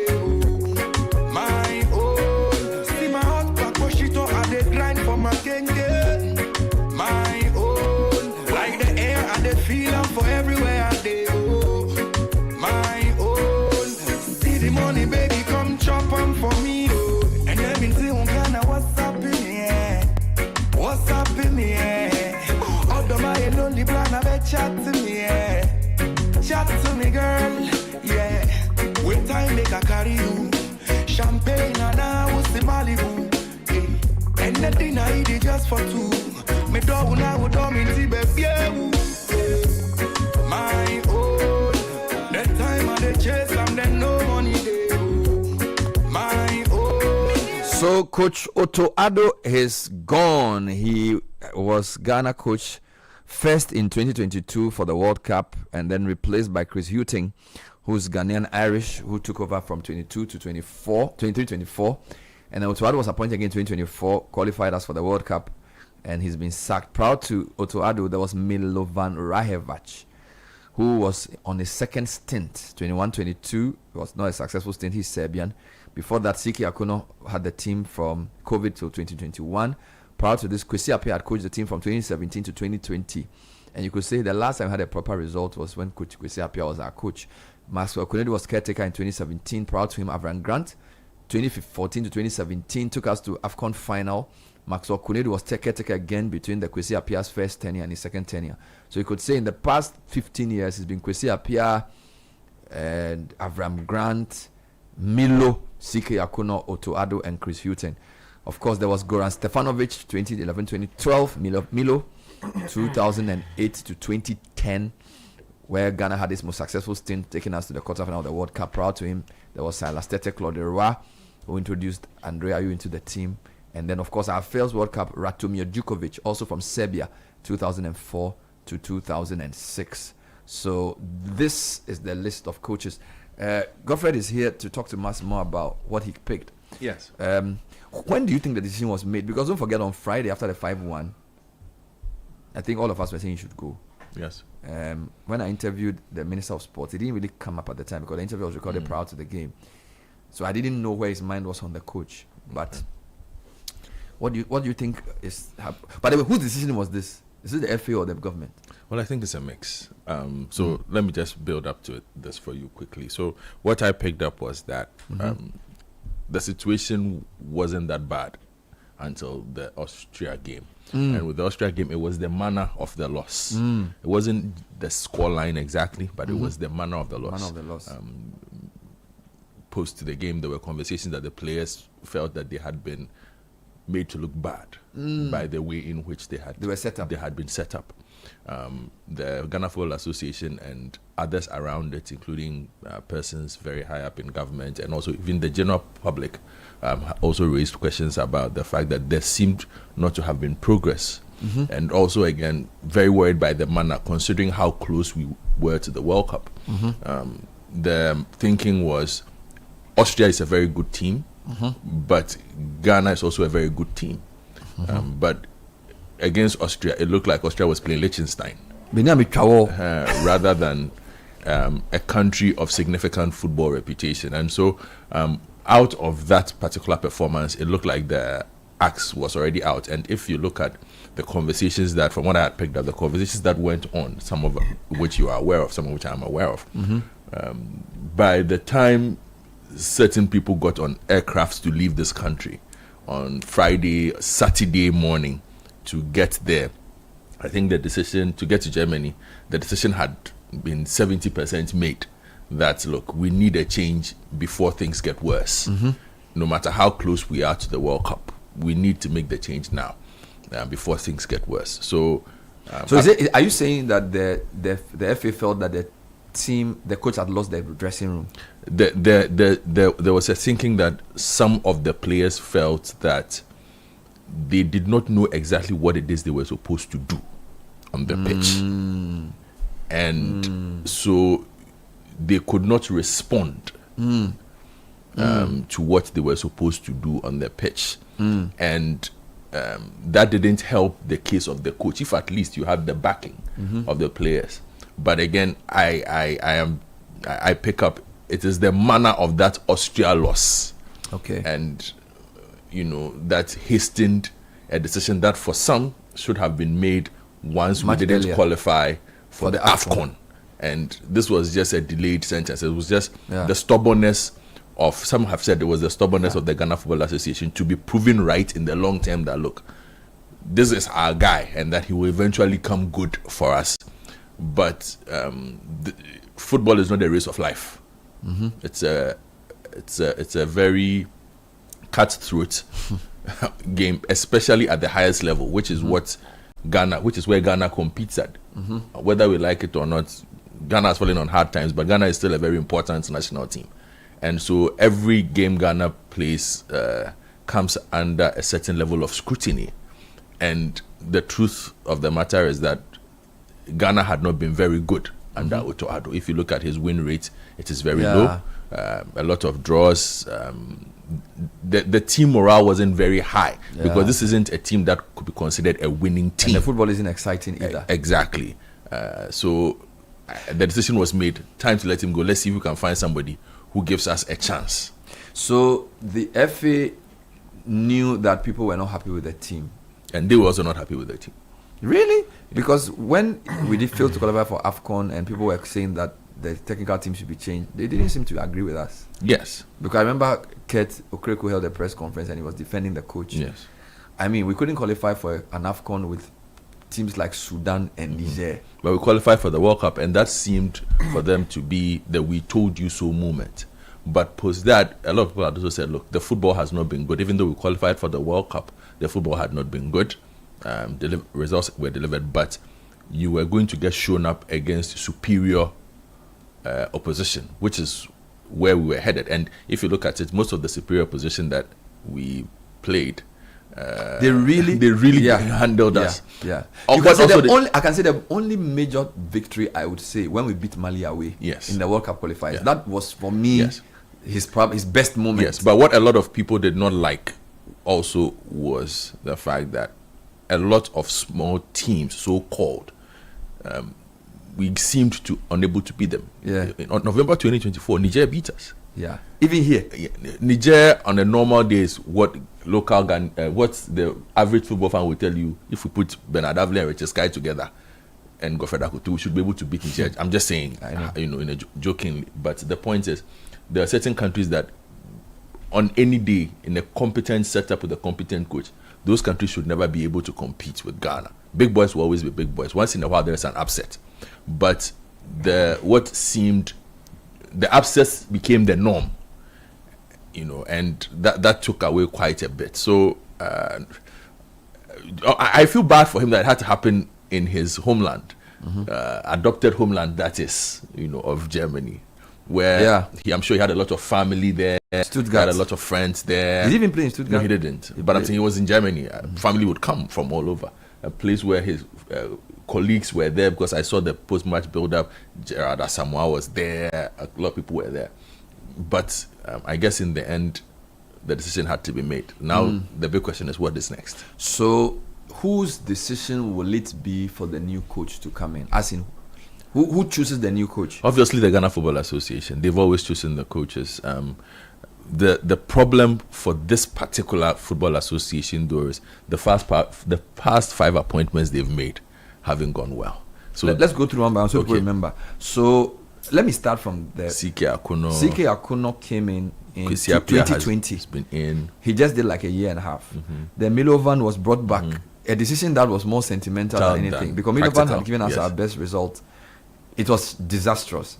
Then Otto Addo comes in 2022, stabilizes the ship, takes us to the World Cup. Yes. Which World Cup we win 1 game and lose 2. 2 games. He coached 2 games. We drew against Nigeria, yes, home and away, went on away goals rule. Then we lost to Portugal in a game we should have drawn. Yes. Beat South Korea 3-2. Lost Uruguay in a game that mind games really beat us. Yes. We really just allowed Uruguay to play mind games with us. After that, it's been down south. Yes. Chris Hughton was brought in as a technical guy. Yeah. He was coach for 22-23, 23-24. I don't remember any memorable thing he did. Exactly. But don't forget, at the time, the previous government also wanted coaches with Ghanaian heritage. Yes. So either Chris Hughton or Otto Addo. I think Anado wanted a Ghanaian coach. Yes, at all times, yes. Has NDC government said they want a Ghanaian coach? No, they haven't said so publicly. Do we know if they prefer a Ghanaian coach? They haven't said so publicly. I don't want to. Let me look at the history. Okay, let me just go to the history. When President Mama was in office from 2012, Kwesi Appiah was our coach from 2012-2014, and then Maxwell Konedu took over in 2014. Avram Graham was appointed 2014, and he took us to 2017. And Maxwell Konedu came back. So we can't say they are necessarily into local they're coaches. just focused on who wants to do a job. Who can do the job. So I think Kwesi Appiah and Avram have been our most successful too. Yes. In the past decade. Yes. Who do you think they should bring? I think they should find. If you ask me for a name, I will struggle. Okay, now, give me a job description. So here's the thing: you have 72 days to the World Cup. You have 2 games in between. Only 2 official. Yes, 2 official games. Now, one of those games falls within the Mexico game. Falls within a window where you will not be able to get any of the players you will actually need for the World Cup. Why? When is that match? That game will be happening when the leagues are just about wrapping up. Even the Champions League final will not have been played. So you probably need your experimental players to play that match. So there's a lot of thinking that Ghana will go with an under 23 squad for that Mexico game. The game against Wales, though, on the 2nd of June. That's when we are finished the league. That's when we finish the league. That is when we are expecting. So effectively, whoever is coming in has only the Wales game to put a team on the park and say, this is how I want us to play. But these isn't are the my Mexico ideas. game within an international window? No, it's not within an international window. Oh. The Mexico game is not within an international window. So June 2 is the main game? Yes, Wales. the Wales game. When is the World Cup starting? 11th. Oh. 10 days after that. So we are moving straight into that will be our final game before the World Cup. So whoever comes in is coming in with that mindset of going into that game. So we need somebody who can work fast. But you can be watching the players as they play in their leagues. Yeah, that's what I'm saying. So you need somebody who works fast. Somebody who is very clear in his mind as to what he wants to do. Perhaps somebody with World Cup experience or experience taking over teams at this point and going into tournaments. Likely going to be a short-term appointment. I think whoever gets this job gets... of course, depends on his performance. The performance. Gets a 1-year contract first. To see how it will go. Yes. And then after the 1 year, we can talk long-term. So let me throw some names there. What do you think of Kwesi Appiah? Kwesi Appiah is currently employed by Sudan. I think he signed an extension already. He's very happy. Can't they loan him to us? I think it's... Because Sudan is not doing anything between now and June. They don't need him now. I guess an arrangement could be made for that. He has the experience. He's coached at the World Cup. He knows the way. He knows the players. But that's the point I'm coming to. Let's come to his record. Let's come to Kwesi Appiah's record. Hold on. One by one. Kwesi Appiah's record. He was coached. But if you allow me. Okay. You are interrupting me a bit. Trying to worry me. I'm just telling you about how you Ghanaians. We have repented lack. Okay, you go. Can't we change our mind? So the thing with Kwesi Appiah in this equation will be style of play. Ghana played some really good football under Kwesi Appiah. We've scored a lot of goals attacking football, but then there've always been concerns about being shown up at the key moments.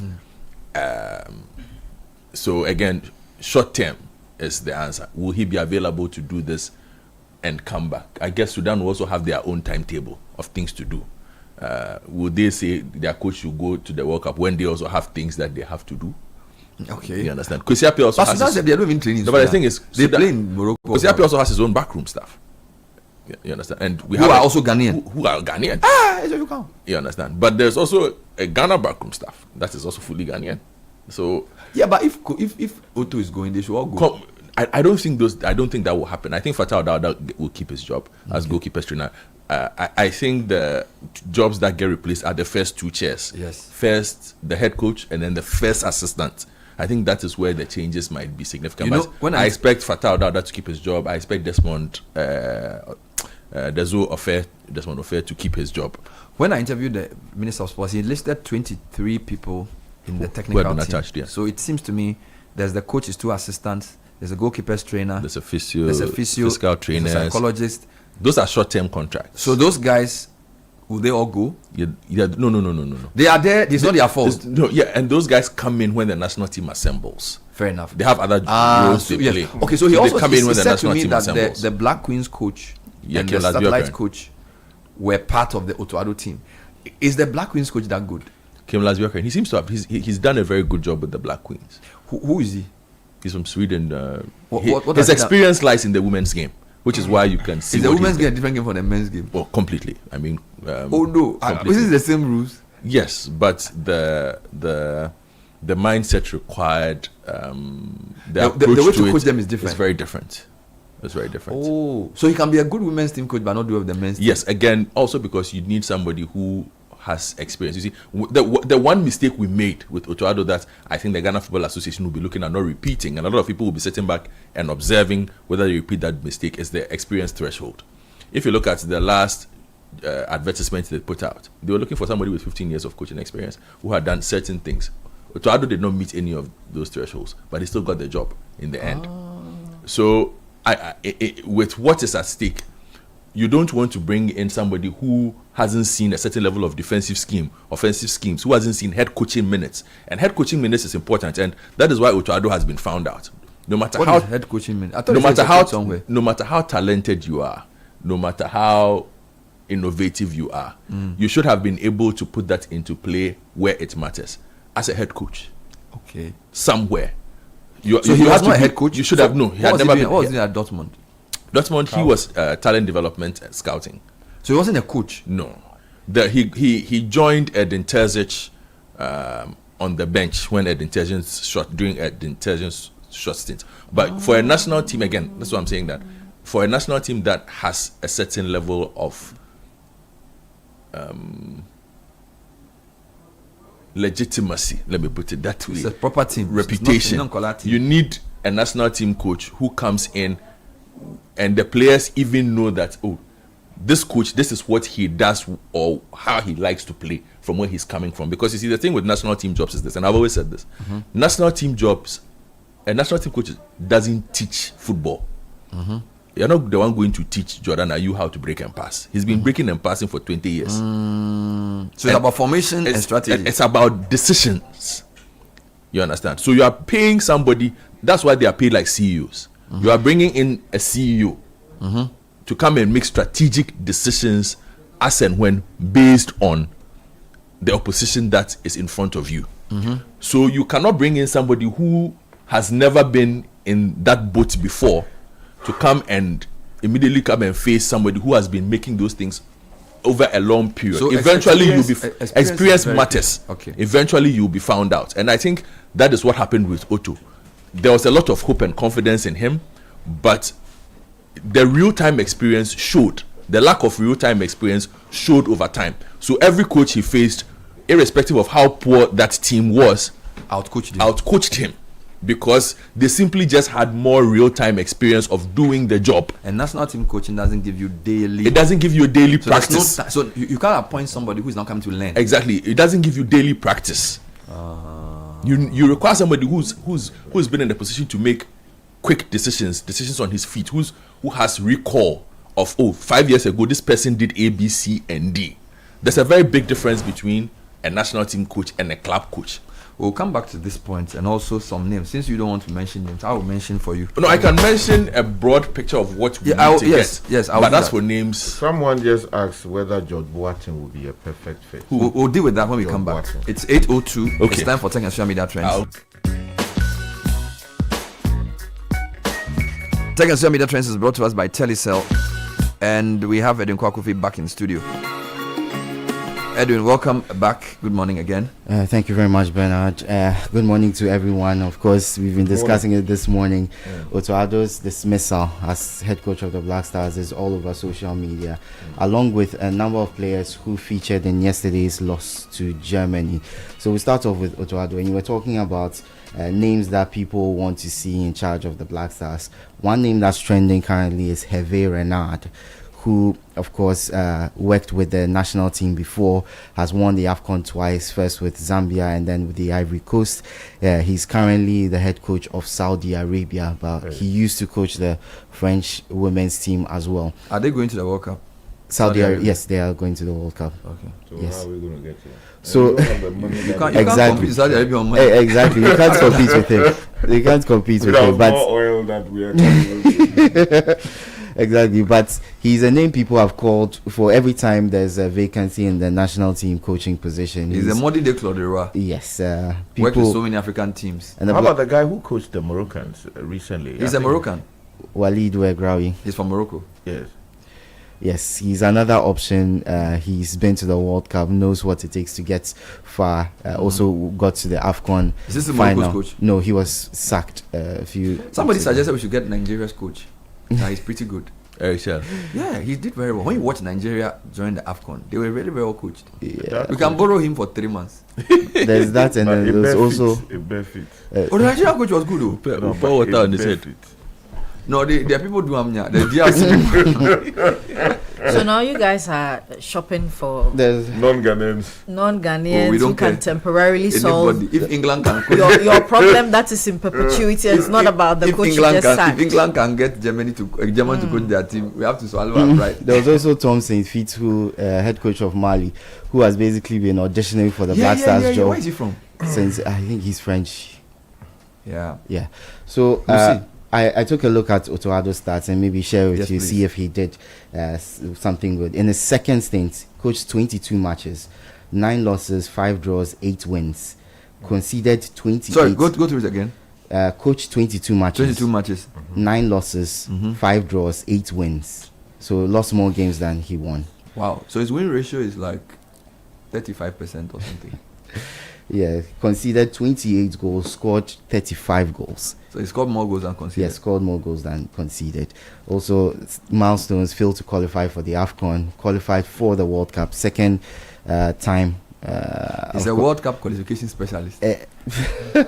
Well, you can say that, but the first time there's a cloud hanging over it because it was 2 matches against Nigeria, 2 draws, 1-0, 1-1. So he could have bottled it. Well, that is true, but we'll come back to Buffett. Don't worry, go on, keep going. There's still a cloud hanging over that. Now let's talk about the players that they're talking about. Jordan Ayew, he's also in the trends because there were moments last night where people felt he could have released the ball a little earlier to Antoine Semenyo, or someone else who was making a run, decided to hold on to it, win the free kick, the usual Jordan stuff. He's also being criticized because as the captain of the team, you can't lead your team through 2 straight losses. As you said, 3 losses in the last 4, no. All our friendly 5 losses, right? Japan, South Korea, South Africa. Yeah, 5 losses in the last 6 friendlies. The only win was against Trinidad and Tobago. Yeah, that was a huge win, but obviously should not be on our standard. Also trending, Benjamin Asare. The conversation over who should be the Black Stars goalkeeper is still raging on, and he wasn't too convincing with claiming balls. Obviously the goals that he conceded, maybe he couldn't have done much about it. Also Jonas Ajete, the penalty that was conceded, he was a little naive in how he was flailing his arms. So a huge loss against Germany. An improved performance, though, we must admit, but people were just tired. Yeah, they were tired. It was the last straw. I think the Austria game was the last straw. Even though the German performance was much better, I think from what Goffert is saying, failure to the qualify. decision probably was taken prior to the German game. Failure to qualify for the AFCON should have been the last straw, in my opinion. But he got through to the thing. Now, 2.5 months away from the tournament, we need to search for a new manager. Let's move or come back locally. And this happened at the PAC sitting yesterday. Yes. Public Accounts Committee. Yeah, Public Accounts Committee sitting yesterday. So the Ketu North MP, Eric Agbana, he was seeking clarification from a former procurement officer who had said that party people had come and prevented access to a grains facility, which would have been useful during the shortage for the various schools. So he sought clarification and was unwilling to relent on his... He dealt with the guy. Yes, he wanted to... He did the work of the Lord. Yes. But then he was chided a lot by the leadership of the committee, including the chairperson, Abna Asari, the vice chairperson, Davis Opoku, and then even his ranking member on the committee, Samuel Atamils, who asked him whether Edem Agbana was suggesting that he wasn't doing his role as ranking committee member properly. There was also... It was heated. Yeah, it was but we very expect heated. our MPs to be... For me, I think it's okay. You see, people come and just do the perfunctory answers and go back. Yeah. So if somebody on the committee is holding them to strict proof, we should be encouraged as the public. If it's exposing the leadership of the PAC for their style, that should be it. People shouldn't just come to the PAC and come and give some 1 or 2 by 4 answers and go away. You understand me? Yeah. If you give a PAC to a journalist like Sky, you think you let them come and pass and go like that? Yeah. I don't see anything wrong with his conduct anyway. Okay. But very important. But people discussing... The committee felt like he was overdoing it. Yes. I think a few people have seen on his side because he was just seeking proper clarification. Others say he was just looking for an opportunity to do politics and maybe protect people who had been described as party people from further scrutiny. So there's a lot of conversation on social media. Let's move on to Francis Xavier Susu, the Medina MP, who has quoted controversy with some of his comments, and he was talking about how to address youth employment. And I'm going to quote him. They sit on Twitter and TikTok and make their noise. Can you imagine if you're a young person and all you're doing is having a small Indomie joint that gives you about 200 cedis profit a day, and you have about 10 of those Indomie joints? How much are you making a day? That's about 2,000 a day. In 30 days, how much is that? It's about 60,000. How many jobs will that give you? It will give you 60,000 a month. So he's suggesting opening multiple noodle joints could help. Who's going to open it? The unemployed or the government? The unemployed person. So that's one thing people are saying. Where are they going to get the financial capacity to open these joints? And another thing is people feel that again the blame or responsibility is being shifted onto the people exactly. If you can't supply the poor jobs, just keep quiet. Don't come and make the people angry. The people already they vex. So people opening Indomie joint. Yeah. He brought himself. So they are entering him. Yeah, they are dealing with him on social media. We should collect it. I appeal on his behalf. Sometimes words fail us. I'm not so sure. I mean, he's not known for making very... He doesn't make loose comments. Loose comments. He slept at the wrong place the night before. So, I mean, let's... He's not like that. Yeah, he's not like that. I mean... yeah, so please, let it pass. They go finish up, Charlie. They will watch you. What? Hey, social media. Unless they don't get you. But you should also know what to say. Yes, you should. Anyway, so what else? Oh, let's go to tech news. And Meta has reportedly lost over $310 billion in market capitalization in just March because of legal risks and concerns about the company's heavy spending on AI. So they are weighing on the investor confidence as the social media giant looks to penetrate that section of digital technology in AI, but they're spending a lot, and shareholders and investors are not too confident about where the company is going at the moment. So they've lost about $310 billion in market capitalization in March. That was tech and social media trends with Telecel. There are many reasons to connect, and it's all to put smiles on the faces of those you love. Daddy, change Thanks for the tea cash, okay? I love you. That's my daughter Angela. Caring for my parents, that's my duty. I also get to pay my utility bills easily with Telecel Cash. And to the suppliers at my shop, hello sir, Telecel Cash payment received right on time. Thank you. I get to make them smile because I can pay to my suppliers' merchant numbers, even on other networks directly. My dear ones, we keep the connection stronger when our family, friends, and business relations are happy. Live on cash, enjoy convenience, and make those who matter smile when you send them money with Telecel Cash. Telecel, connecting energies. Gino Pepe, how jolly hot lala, natural red color, same intense flavor. Gino Pepe powder, make jolly a jankasa. No MSG, no salt, no preservatives. Gino Pepe powder, truly hot, oh la la. Consistent heat, put it fryer, over filio. Gino Pepper Powder, the name you trust, Gino Hot Pepper Powder. Truly hot. This advert is FDA approved. Dear business owner, congrats on not giving up on your business. You deserve a medal, and your business deserves to be taken to the next level. In fact, it's about time you run a Zenith Bank SME account so you and your business can enjoy the perks of the Zenith SME business card.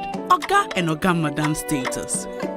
The Zenith SME Business Card is a Visa debit card for making secure payments for goods and services. Enjoy great benefits such as free customized digital SME training, free marketing toolkits, access to Visa practical skills training, and more. Unlock the potential of your business today. Visit any Zenith Bank branch nationwide and sign up for the Zenith SME Business Card, the ultimate payment solution for SMEs. For more information, visit www.zenithbank.com.gh or call 0302-680-884 or 0307-086-370. Zenith Bank, in your best interests. Are you clapping? Are you giving God the glory? Hallelujah! Every day you wake up shouting, my business is not moving. Customers are not coming. But look, my brother, my sister, who are you deceiving? Have you smiled today? Do you have the confidence to smile? Your face alone is chasing people away. Yeah! We all know that the problem is not a spiritual problem. The problem is a dental problem. She was saying, use Pepsodent charcoal toothpaste to remove yellow. Somebody shout amen. Craft your smile with Pepsodent Charcoal. It removes stains and whitens teeth. This advert is FDA approved.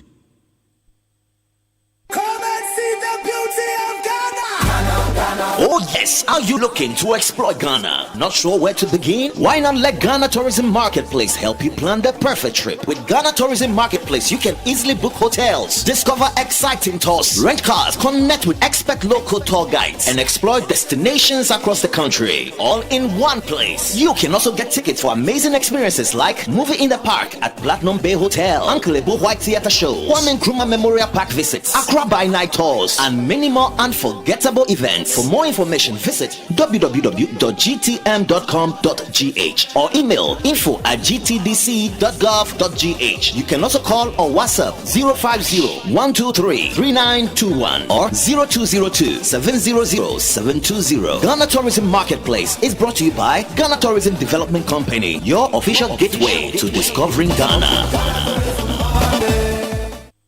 This Easter Monday, the biggest kids festival, Indomie Fest. It's making its second stop in Accra, and it's going to be epic. Get ready to turn up with your favorite Indomitables, Sweeney, Swifty, Big Boy, Vision, and Stretchy, with Crystal bringing the energy as your MC. Enjoy danceable live performances from Lasmin, Mr. Drew, Sister Fia, DGL Academy, and many more. Turn up with the whole family on the 6th of April for lots of exciting moments, giveaways, and yummy Indomie. Yes, don't dull. Buy a ticket at 20 Ghana cedis, 3 at 50 Ghana cedis, and for a family of 6 at 100 Ghana cedis. Or simply dial *714*57# or visit vtickets.com to grab yours. For inquiries, call 055-835-1819. See you at Good Park. Indomie tastes great. Join the conversation on the City Breakfast Show on Facebook at facebook.com/City97.3, Twitter at twitter.com/City973, and Instagram at instagram.com/City973 with the hashtag CityCBS. This is the City Breakfast Show, the city's biggest conversation. Yeah, Mr. JP. Yeah. Tibia would Timubia, one Quadia, my one Bebu, in Subaton, in Sweden, if you ever want to be so. Till you have to grab a pog, and you have 4 billion man. Chedian points in the neat one and muscle, Mawa comment to. So I was on a well with you and a wolf from Munina. A brother was so I know a party, I would not command. A young coupon with whom my broker see at the man and man. With Christo name who on the Dawa Dawana.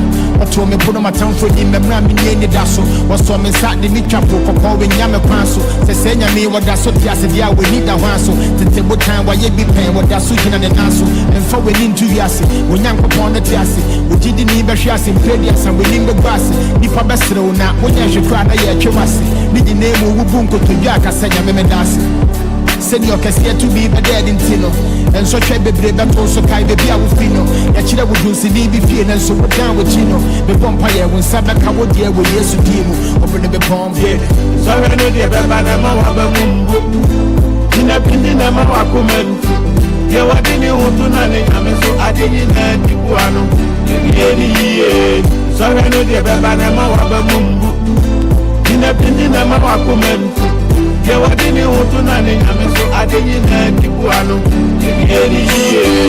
for someone to take your sorrows all away, one to hold you tight and say everything's gonna be okay.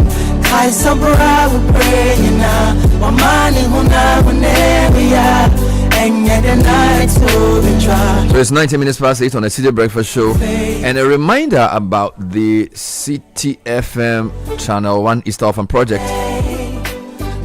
And this year is going to be different because it's a 4-in-1 project. So it's called the East Orphan Project, but it has much more than just a focus on orphans.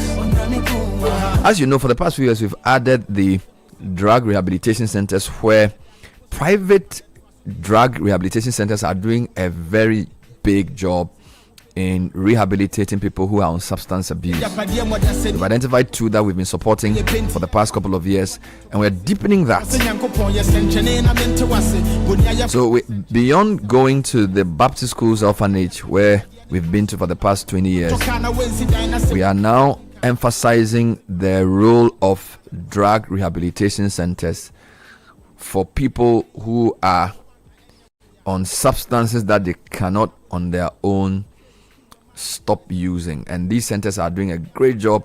We provide them food, money, and support to keep these centers running. We're also adding another dimension to the project this year, which is the Easter feasting and donation at the Osam Krom prison in the central region. So we're expanding beyond orphanages to drug rehabilitation centers now to include an outreach to prisons, and we're starting with the Osam Krom prison in the central region, the Osam Krom prison. So Easter Monday is the day we do this, and so we're going to have a full engagement with inmates of the Osam Krom prison in the central region. And so let your money and your donations be forthcoming as we expand the Easter Orphan Project. We're really, really happy to have you donate either in cash or in kind.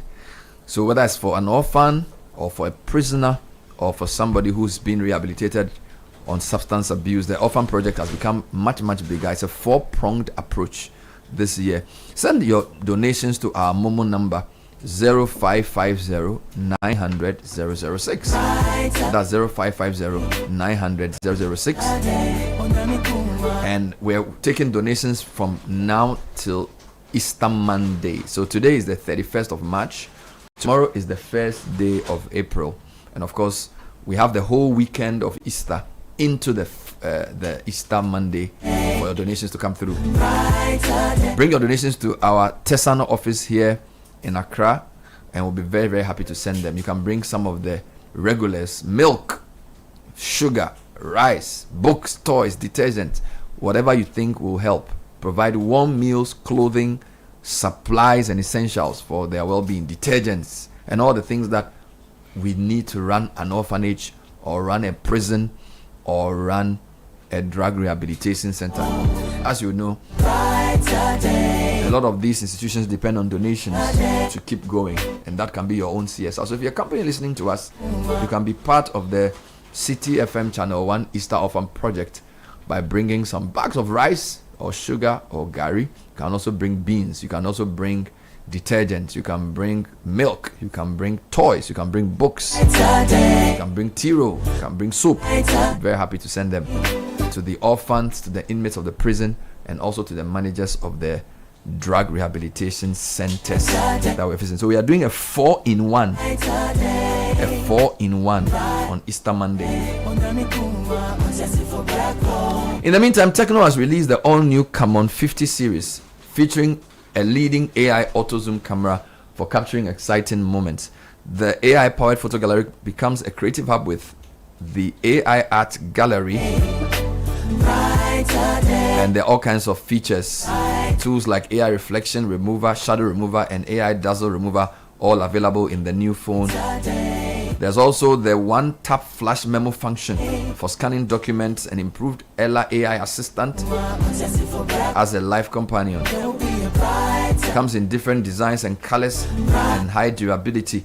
Visit your Techno store to choose from the Camon 50, the Camon 50 Pro, or the Camon 50 Ultra with eSIM support. Welcome to the Republic Verse, where your money, your business, and your dreams level up. Own your dream home with Republic Bank mortgages. Grow faster with SME and corporate banking solutions. Run your daily finances smoothly with retail and commercial banking products. And build wealth with investment and trust management. Whether you're starting out, scaling up, or stepping into the next level, Republic Verse gives you the power to do more and shine brighter. Call Republic Bank toll free 0800 414 414 or WhatsApp 0546 414 414. Republic Bank, we are the one for you. Welcome to Western Villas at Aimensa, where our stunning homes redefine elegance, where each home is a masterpiece with swimming pools, gyms, playground, beautifully landscaped gardens, and more. We have 3 and 4 bedroom within a luxury gated apartment. It's just 5% deposit to start off. Today is the last day. Call 053 65 02 295. That's 053 650 2295. Or log on to westernvillas.com for more information about Western Villas. The Office of the Registrar of Companies is reminding all registered companies, business owners, directors, secretaries, and partners across Ghana to file their annual returns and renew their business names and partnerships by Thursday, 30th April. Doing this is a legal requirement and helps keep your business transparent and compliant and in good standing. Companies that fail to do this will be considered non-compliant and would face penalties, including a fine ranging from 1,000 to 2,000 cedis. Avoid penalties, protect the legal status of your business. File returns and renew your business name before April 30. You may call 0308-249-841 or follow ORC on our social media.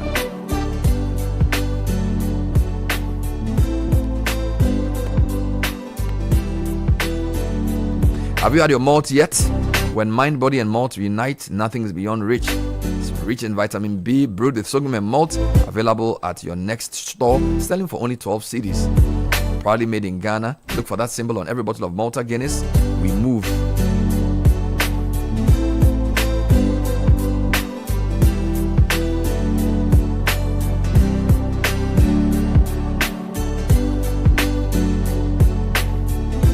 So we're talking Ghana Black Stars this morning.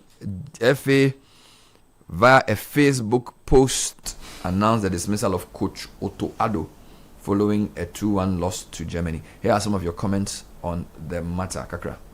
First person says the issue of the Black Stars hasn't been only on coach Otto Addo. It includes the GFA decision-making body, Black Stars playing body, and we Ghanaians. Another person says, Coach Otto Addo lacks proper tactical awareness to coach in tournaments like World Cup and AFCON. GFA are not making the right decisions. Why was Otto Addo hired the second time to coach the Black Stars? The playing body today is nowhere close to what we used to have, the likes of Jan, Muntari and co. Another person says, Ghanaians, we have to be objective in our judgments. Can we blame the coach because of individual errors made by players? Example, the Austria match. Players made 3 mistakes leading to goals which had no connection to the tactics. We hope we get the right coach this time and also get right players, because this team is not made with any better ballers. Hence, there wasn't any reason why we should be expecting better results. And that's a long one from Kinsley from Dolphin Telecom. Here's another. I'm happy the trainer scout is gone, tactically bankrupt, from Xilix Dwayne in London. This person says, Bernard, why do the GFA like late sacks like that? Chris Hilton was sacked at 11:04 p.m. Otto Addo 12:46 a.m. Another person says, Koku, why not consider George Boateng as a possible replacement? Bernard and team, Winfred Schäfer is already on the technical team, or he should go. It's the same we did with Chris Hilton, technical director. And this is what? Technical director to coach. Technical director to coach, Abi. Okay, that's what he meant. There are some questions. Bernard, ask Godfrey the process of removing us. Ask Godfrey the process for removing a GFA president. Okay. I think the GFA chairman must also go. Yabre. Okay. Then he also goes on. What about handing over the team to an inspirational legend like Abidi Pele? Considering the time left and Kwesi Appiah already engaged. All right. So quite a number of people feel like it's not just the coach that the technical team needs to go. I'm not sure the government has the appetite to do that now. No. It's to cost too much of a.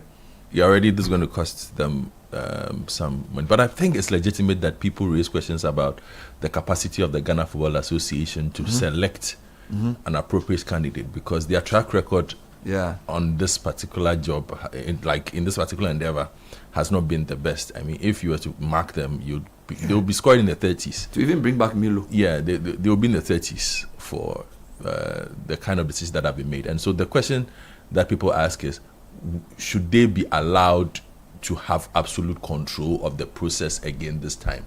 Or should maybe the minister and his technical people at the ministry sit inside the discussions and say, okay, make your decisions, but we are a bit more interested in how you go through that process than we used to be? Because in the end, when you sack the person, the compensation has to be paid by our end. So we are a bit more interested. So the government has a role, has a say. And I think for this to work, part of the process that I was describing, for this process to work, the Ghana Football Association, in making the decision, has to be willing to give up control of the national team to the coach. I think that one of the things that have not gone well with the selection process for them is prioritizing how they can control than somebody who can just come in and do the work. They are interested in coaches they can control. So there's always been a focus on control rather than competence. Partnership, competence pushed down, and then control being up. I think in this particular instance, the circumstances mean that either they are picking a short-term fix, like if somebody who comes on the 1 year, because there are 2 AFCONs also ahead of us, and we have to play qualifiers for those immediately after the World Cup ends. So who do we bring in based on what? Somebody who we give a free hand and know that the person can do A, B, C, D, but the person also has the capacity to resist us when we say, okay, something should be done this way. The person can come and say, I think that I want to do it this way. It doesn't have to be somebody who is going to resist them, but it has to be somebody who understands that I was hired to do a job. When you say control, what do you mean? Is it like the FA wants to tell the guy what to do, or more to do with player selection and that type? No, not necessarily player selection, but there's a certain level of constraints with what the person can do in terms of independent thinking, in terms of innovating, because you must innovate within the constraints that the FA gives you. But why should the FA constrain you? That's what I am. That's the point I am making. You see, because in the end, the FA does not want to look bad, and the point I'm trying to make is, in my experience, right, the difference between and I'm not saying it was better, because everybody understands my position on Nyantechi, but if you look at previous administrations, for instance, of the FA, there wasn't so much a focus in that process on who can we control. It wasn't a question in the room, and I've been privy to some of the processes. So they're looking for who can do the work. Yes, I've been privy to some of the processes. You understand? But sometimes with this particular group, sometimes there seems to be an over focus on control. And I'm not saying you don't want to have control, but it can't be the dominant KPI for a coach that you are bringing in. That is just my concern on that matter. Hold on. Control. Hold on. Just a quick announcement. So for those of you who listen to us on our DSTV channel 882, there's of course there's a mix-up. We usually air our TV content on channel 363 and our radio content on channel 882. There's been a swap. So if you are tuned into channel 363, you're listening to the Citi Breakfast Show. And if you've tuned into channel 882, ordinarily you should be listening to the Citi Breakfast Show. Now you're watching channel 1 television. It's a technical problem from Source, which is being worked on for the swap. So please don't tune off. Just stay. If it's television you wanted to watch, yes, you've stumbled into the Citi Breakfast Show this morning. Stay with us. Yes. Channel 363 typically would be giving you the Breakfast Daily Show. And of course, for those who tune into channel 882 on DSTV ordinarily to be listening to the radio, they will be viewing television this morning where we are focusing on roads. So we apologize for the mix-up. But we are available also on regular radio and also on our social media platforms. We are still talking, of course, our discussion this morning is about the sacking of Coach Otto Addo. And what next? 72 days to the World Cup.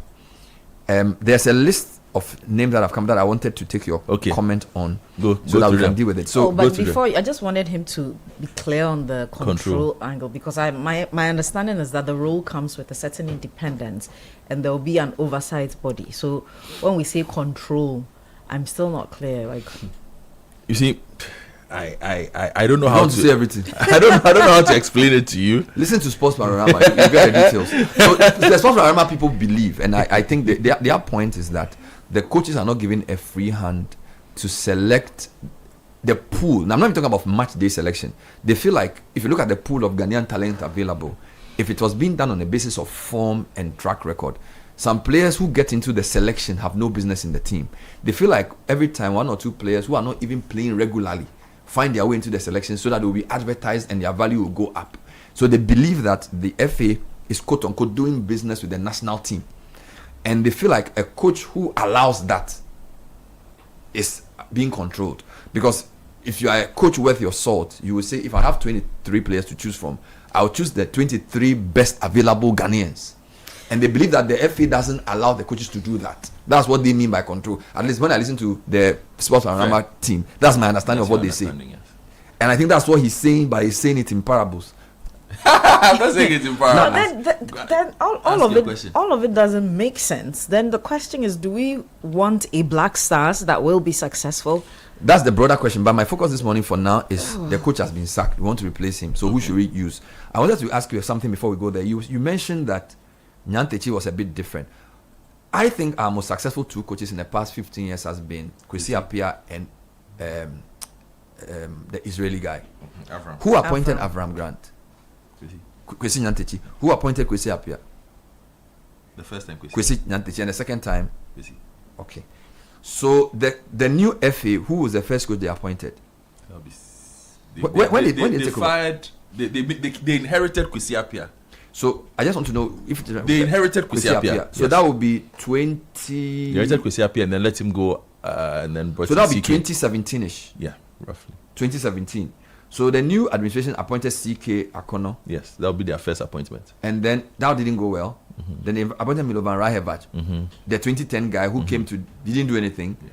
Then they brought in Otto Addo, and then Chris Hughton and Otto Addo. So if you compare that to the previous FA's coaches were more successful because AFCON Kakra, just give me a second. We had gone to AFCON since 2008, right? We've been to AFCON semi-finals for every tournament. So let's take it one by one. 2008, Milo and Rajevac took us to... No, 2008 it was Claude Leroy. We went to the AFCON semi-final. We're third. 2012, under Goran Stefanovic, we in the AFCON semi-final. 2010, we were second with Milo. Egypt beat us 1-0. 2015, Avram, we were second to Ivory Coast. 2017 was our last successful tournament, correct? Where I think Kwesi Appiah again took us to a semi-final. Since Kwesi Appiah left, we've not gone to the AFCON semi-final. We've either come out in the second round. So the track record of this FA in the Black Stars has been, from 2017 coming down, the FA has been terrible. The facts speak for it.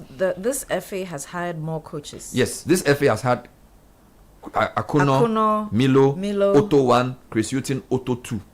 And if you had Kwesi Appiah, that's 6. Nyantechi from Ratomir Djukovic, first World Cup, second round, is a Serbian guy. Salastete caretaker. Milo came take us to AFCON final, World Cup quarter final. Goran Stefanovic, AFCON semi-final. Kwesi Appiah, AFCON semi-final. Avram, AFCON final. Maso Konedu was the caretaker. Kwesi Appiah again before Siki Akuno. So this FA's appointments have not worked. Which is why I'm saying that there perhaps might be a bit more scrutiny from the Ministry of Sports on this particular process to make sure that the next hire is perhaps somebody that can last a bit longer and perhaps will bring a bit more success. Do you think the government will be more involved in the decision now? Yeah, I think so. Okay. Now let me go through some list I've seen and then you can comment. I've asked you Kwesi Appiah. You've said he already has a stable job with Sudan. Yeah, but I'll not be surprised if an arrangement can be made. I kid you not. I would not be surprised if an arrangement can be made. Will he be popular with the players? They might understand it. He has World Cup experience. He's available. He was the number 2 to Milo, and then he was the main guy. And the thing is, he might come in not looking to stay. So he knows he has just the World Cup. Because like I told you, this looks like whoever they bring in will be a short-term appointment. I don't think they're going to hire somebody on a 3-year contract given the fact that they have 70 days. Has he done well with Sudan?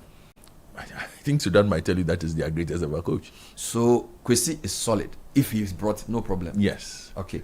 I think he's solid. He has weaknesses that can be augmented. We hired a whole technical team for Otto Addo to make sure he looks decent. So, he still didn't look decent. He's better than Otto Addo. They're not in the same class. Okay. No, but emotionally, will he be willing to return? Kwesi? Yes. I don't think Kwesi has a problem with Ghana. Kwesi Appiah was a Ghana Black Stars captain. Yeah, he does have a problem with Ghana. Yes, but given the 30 million coaches who had to have their say at every time, criticizing. I listened to him say that he knows that's how Ghanaians are. He's a bit more mature. He's mature. He understands. He knows things. Ghanaians. Yeah. So he may not take it personal. I listened to him in interviews where he says he knows Ghanaians and they will do what they have to do. Okay, so that's Kwesi Appiah. Some people have put out Winfred Schaefer. No. No. You even discuss it. Schaefer did very well 30 years ago. Oh, 30 years ago. Yeah, but if the process needs to move on, needs to move beyond Schaefer, because Schaefer was brought in because of the thinking that he would work well with Otto, both German born,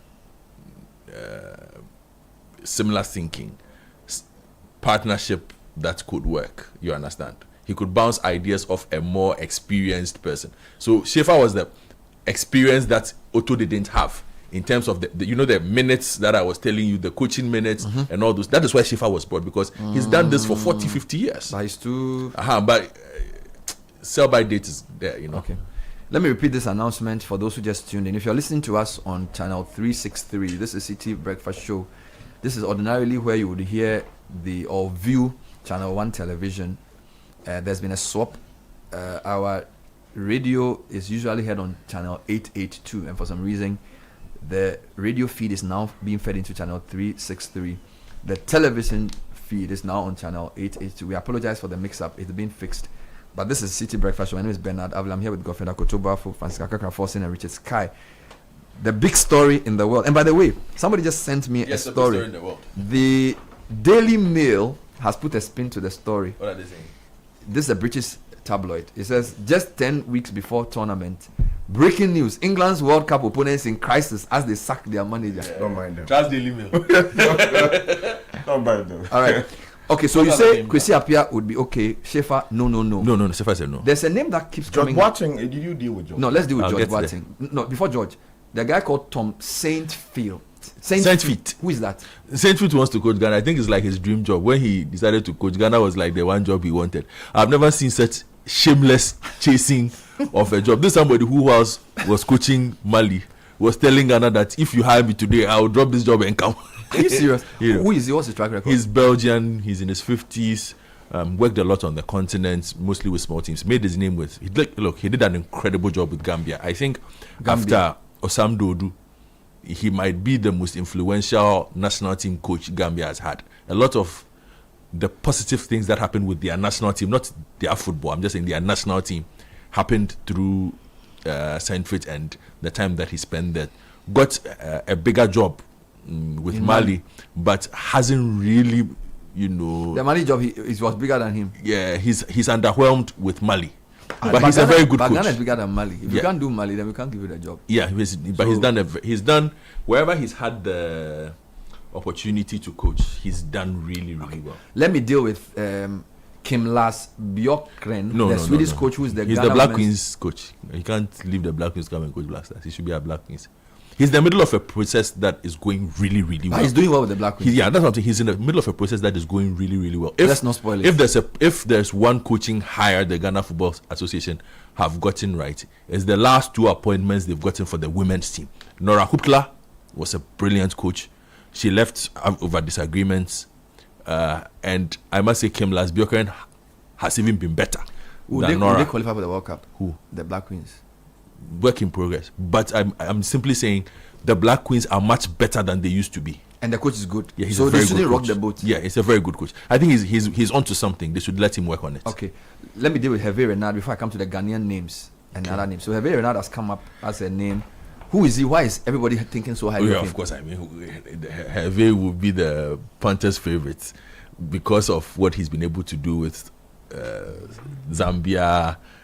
And there's just that Côte d'Ivoire, but there's just that sentimental bit also because he came with Claude Leroy as his fitness trainer, offered to coach us. We said no. He went to Zambia to earn his stripes over there. Since then, he's gone on to bigger things, not necessarily better things, but he's gone on to bigger things. He know the thing about Hervé from personal interaction. Look, aura. He has the aura. When he steps into the dressing room, his ability to motivate. He's not an absurd tactician. He's not doing anything that will blow your mind. But his ability to get players to play beyond themselves. Okay. Look, if you watch Saudi Arabia versus Argentina at the last World Cup, and you watch... They won 1-0. Yes, the docu of the build-up to that game, the conversation in the dressing room at halftime. It's like they're going to war. It had nothing to do with tactics. Wow. It was simply the man's ability to motivate, to fire them up to think that, look, the whole of Saudi Arabia today, if we don't win this game, we have let the country down. You must die on that pitch or something. They played Argentina 1-0. And I think they did the best that you could expect Saudi Arabia to do at a World Cup. So his motivational skills are true. Yeah, I think not necessarily, but I think his man management skills are very good, which is why he's been very successful as a national team. And it was like I told you, you don't teach tactics at national team level. You are paid to do the other things of management. Okay. So you are a man manager, you are an inspirational person, but you also have the ability to make critical decisions. So you need a good technical team. Yes. So another team coach is more a motivator. No, the tactical work is there. Let's not downplay that. No, okay. But I'm simply saying a lot goes into it. You have to be able to, first of all, you must be able to understand that Benadable and Akoto and Kakra and Sky complement each other to put them together to be able to motivate. If you put disparate figures together, the right combination, you can motivate us all you want. It won't work. You know. So if you're not, but will he take the job? He's with Saudi Arabia, but there are rumors he's about to be fired because things are not going too well. Saudi Arabia now saying that they also need to improve beyond motivational speeches. So yeah, but if you have, there are rumors that in the next week or two, a World Cup he will be gone. And a World Cup is essentially 7 games or 10 games or whatever number. Yeah. So if you pick a coach who can motivate players to do well within that period, wouldn't that be a good appointment? Yeah, it would be, but also he would need to be willing to take a significant pay cut. How much is Saudi paying him? Saudi pays him like $250. Right. $250,000. Yeah. A what? A month. Yes, He's a very well paid coach. $250,000 a month. Yeah, he's very well He's one of the best national team coaches. Yeah, he's very well paid. Oh, it's okay. Tell him that it's okay. Okay, let's come back to others. Let's come back to reality. Who is George Boateng? Why is his name coming up? Sky seems to like him. I don't know why his name keeps coming up. It's not good enough. People, what has he done before? From he was assistant with Houghton. Has he coached a team before? Yeah, he got the Coventry job before Lampard. Yeah, and it wasn't going well. Yeah, it wasn't going well. So George Boateng is not. No, I don't think. He's not. He's way more experienced than Otto Addo. So why they give the thing to Otto, not George? I'm just saying. But he's still not up to Kofitia. Yeah, so you can imagine. Sky, what other name did you mention? That's the one he wanted to know. Okay, another name came up. Lai Kingston. Lai is Uganda's under-17 national team coach. He's building himself. Let's not rush him. But I'm told he's up there in terms of Ghanaian names coming up in coaching. Yeah, I think in a decade, Lai Kingston will be Black Stars coach. Oh, he's that good? Yeah. No, I think he's working up to that. But Lai is very innovative tactically. I think his temperament is not right at the moment. If you've met Lai, he's my friend, but I'll tell him. The temperament Lai has is not the temperament you can take to a Black Stars dressing room. Somebody will fight with him. Not yet. Yeah, they'll slap each other. So that's why I'm saying that in 10 years. In 10 years, he'll be ready. But when it comes to tactical innovation, what we say in coaching, I'm told he was coaching under 17. He did very well. Yeah, he did well. Which is why he took over an academy in Florida as the football coach. He did really well, which is why he got the Uganda job as well. I think he's building himself. So keep an eye on Eli. Yes, so of his generation, he's the best coach. I think he's the most talented. I won't say he's the best. I think he's the most talented because there's also Desmond Ofe. I had my doubts about Desmond. Desmond is an assistant now to Kofitia. To Otto. Okay. Used to coach the U20s. I don't know if he's still with the U20s, but he's one of. No, he's with the U23s now. He's with the Olympic team now. Desmond Ofe. Yeah, he's also a very good coach. He's done very well, and a lot of the generation that is coming up will be his players. Is ACN coaching? ACN has a similar job to what Otto Addo has. Talent development. Yes. At Noiseland. So I've seen his name come up, but again, what goes against him is the minutes. So he needs to get. He doesn't make decisions. So he needs to be a full coach. No. He doesn't make decisions. You see, people downplay the weight of making decisions. You are a manager. You would know. It's not the same as just understanding the game. No. The weight of making those decisions, do or die. Okay. Is very weighty. Let's cast the net broader. Let's assume the FA says, you know what, the World Cup is the biggest thing we'll do. Let's get the best available coach. So maybe an European League coach who's out of job. Yeah. Is there anybody available? I think there are names available. I just will not be able to zone in on a specific one. Marcel Desailly. Is he a coach? No. Why? Marcel at some point it was properly discussed that he's a name. He's a business. He's a name. He's not a coach. No, not that you would throw the national team, the Black Stars at him. No, I'm asking. So, has any big team gotten a proper coach around? You know, those journeymen, those Spanish. You know what I'm saying? That if they want. Or get a Serb, because we are playing Croatia. So you have, Serbia and Croatia are very strong rivals. Yeah. And if you got a good Serbian coach who, because don't forget that in that, think about it, Oscar. In a World Cup game, you have England, Panama, and Croatia. You have to win at least 1.5 games. Do you understand? So you need to get a result against either in England or Croatia and beat Panama. And it seems to me as if England is the favorite. Serbia and Croatia have a strong rivalry. If you get a good Serbian coach who has a motivation to say, let me use these Africans to show my... The Serbians have done well with us. Exactly. Yes. The Serbians have done well with us because there's a similarity in style. So it's not very difficult for them to impart what they want to. Also because most of their really good coaches are good enough to compete for good jobs anywhere. So they have a modern understanding of the game. Who is the best Serb available now? I don't know. That's the thing. Maybe the people on the ground will tell us. I'm just saying, you see, the thing is, the reason why I hesitate to mention names when it comes to these things is there are lots of very good coaches around. You just need to find a match. It's just about finding a match. The right you could bring in Pep Guardiola tomorrow and he will struggle. Let me change because it might not be a match. Let me change the question. What are the two most important things this coach should do when it comes to the Black Stars? So I want you to diagnose the Black Stars. Is it a player problem in terms of we don't have the right players, or we have the right players but they are not being used well? Yes, I think the Otto's biggest problem was profiling. What do you mean? Player profiles. I think he wasn't using the players well. Yes, I think his understanding of the players and what they are able to do, and then positioning them to succeed on the pitch or positioning them to get the best outcomes was his biggest flaw, which is where his lack of experience. So give an example. Give an example. So I've said this before. It's been pretty evident for some time now that Antoine Semenyo is our best player. Yes. Otto's system treated Antoine Semenyo as one of the players, not as the player. As the main man. You understand? So you build... Look, Spain, for instance, let's take Spain. How old is Lamine Yamal? 18. He's been around for a year and a half. They built a team around him.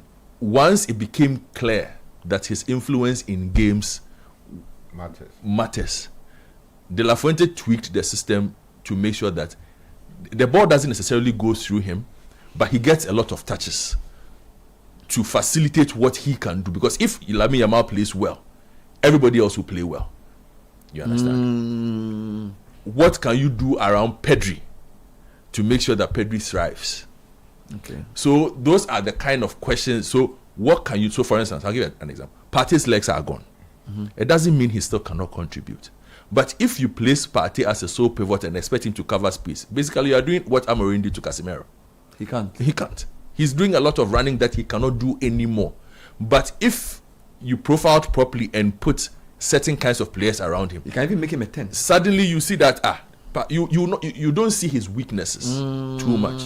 I get you. Okay. So it's about understanding what he has and deploying them. It. A lot of people say, look, this team is not the Asian generation or the Muntari generation.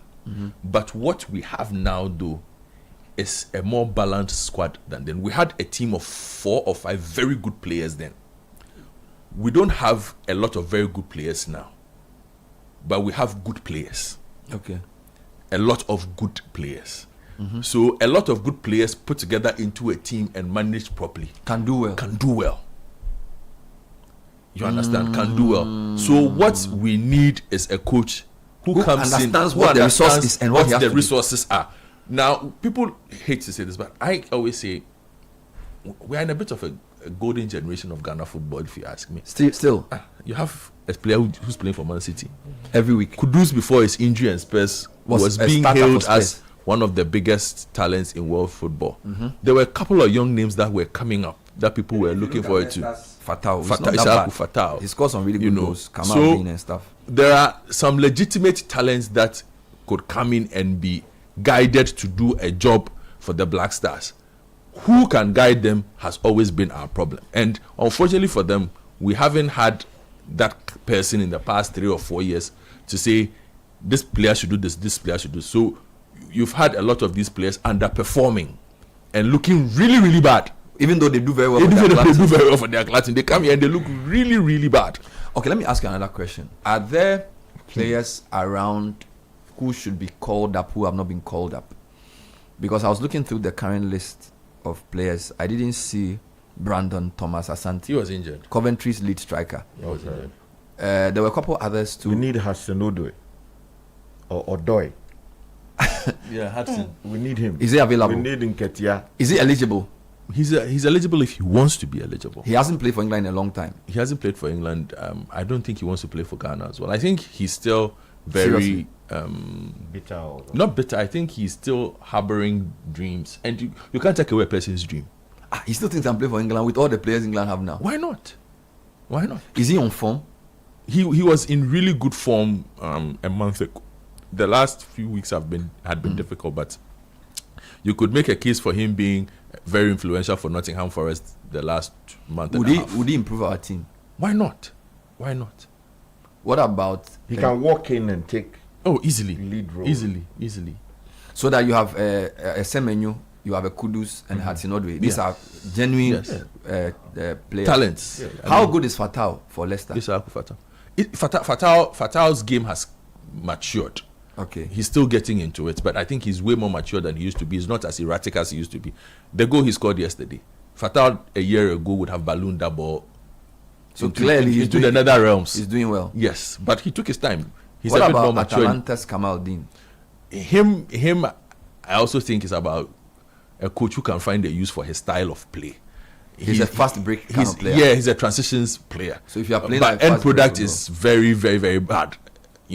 But so it's like a poor man's this Nigerian guy who's now with was at Atletico Madrid. Lukman. It's like poor man's Lukman. Basically, Lukman is a bit more technically gifted. But he basically has the same role. Yes. Run with the ball. Take people on. So if he can be coached well, he can do it. Yeah, if he can find a system that takes care of what he does. What about defense? I'm told that there are some players like Joshua Champon should be cutting. Yeah, that boy. The Chelsea player. The Chelsea boy. Yeah, cut him if we can. He's nice. Is he good? Yeah, you see, the thing is this, and let me make this point. On the dual nationals, because Sky loves us to get Sky, he likes them. He said we should bring all of them. Why not? It's true. They will improve us. Because he said Algeria do the same. Morocco do the same. I'm coming to break something down for you. So there's a big difference, and people should listen to me carefully on this. There's a big difference between your average Ghanaian diasporan-born child and your average Moroccan, Algerian, Tunisian. Nigerian. Hold on for me. Hold on. DRC born kid. So hold on. Your average Moroccan kid who is born in France, Spain, or Belgium or Holland exists in a community where they speak his language. Most eats their food, knows without Casablanca. Most oftentimes goes home every break to Casablanca. There's that connection. They exist in large communities that are in contact with each other. So even though they live in Europe. So he lives in Belgium and feels like he lives in Little Casablanca. So he knows who the top player in the Moroccan league is, or knows who the top player in the Algerian league is, who is the most, which is the best supported team. In fact, grows up in a house that at the dinner table they discuss what is going on with their football, why this player is doing this. The socialization. So the socialization is very, very different. So this is true for Morocco, Algeria, DRC. For the North, and what about for the DRC, Senegal? The Senegalese as well. I'm getting to that point. Your average Ghanaian-born diaspora kid exists in a silo most of the time. And you know, even for the UK kids, the community is strong, but they feel they are more UK than they are Ghanaian. They are more British than Ghanaian. If you met your average Senegalese-born Londoner and your average Ghanaian-born Londoner, that person would tell you all about Ziguinchor and this and that, because they are regular conversations. The Ghana kid is telling you about any. You understand? So the socialization is very different for them. So when it is time to make an approach to an ill man in Ndiaye who left Senegal, whose parents left Senegal to go to France, went to school in England. Emal Ndiaye didn't grow up in France. Plays for Everton. He grew up in England. And he went to secondary school in England. Hey, seems that a big guy. Yeah. Then went back to France. Then comes back to England to play amateur football and then gets discovered. But ends up playing for Senegal. Why? Because when you listen to him, he tells you the conversations that are being had, his affinity. He's a Senegalese. He's Senegalese. Even though he's had that multicultural upbringing of and he's a proper Dadabi. Charlie, I think the problem has been. You understand? So the conversations that is this true for the Ivorians too? Yes, and so it's a French thing. Yes, and I'm coming. No, I'm sorry. So I'm harassing you, but keep going. Yes, Morocco in the past 1 year have made the best use. Morocco, Senegal have made the best use of that dual nationality window more than anybody. Look, they are taking the Dutch-born Moroccans. They are taking the Spanish-born Moroccans.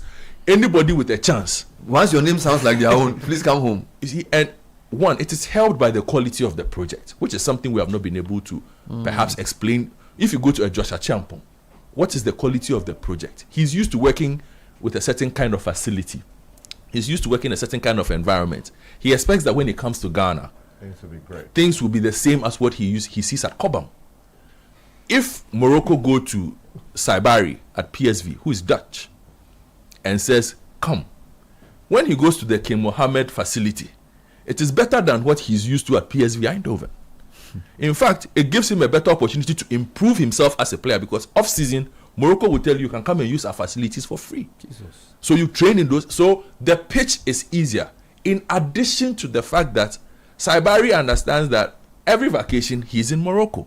He's at Wedad games. He's at Asfar games. He's at this. He knows this person. He knows that person. In fact, his best friend perhaps is playing for some team in Morocco. So it's very easy to have those conversations with them at a very early stage. Look at Mbaye Kamara. Yeah. PSG's next. Charlie, he's the next guy. It didn't. And if 10 years ago Senegal would struggle to convince that boy, but he's now Charlie. They didn't have to beg.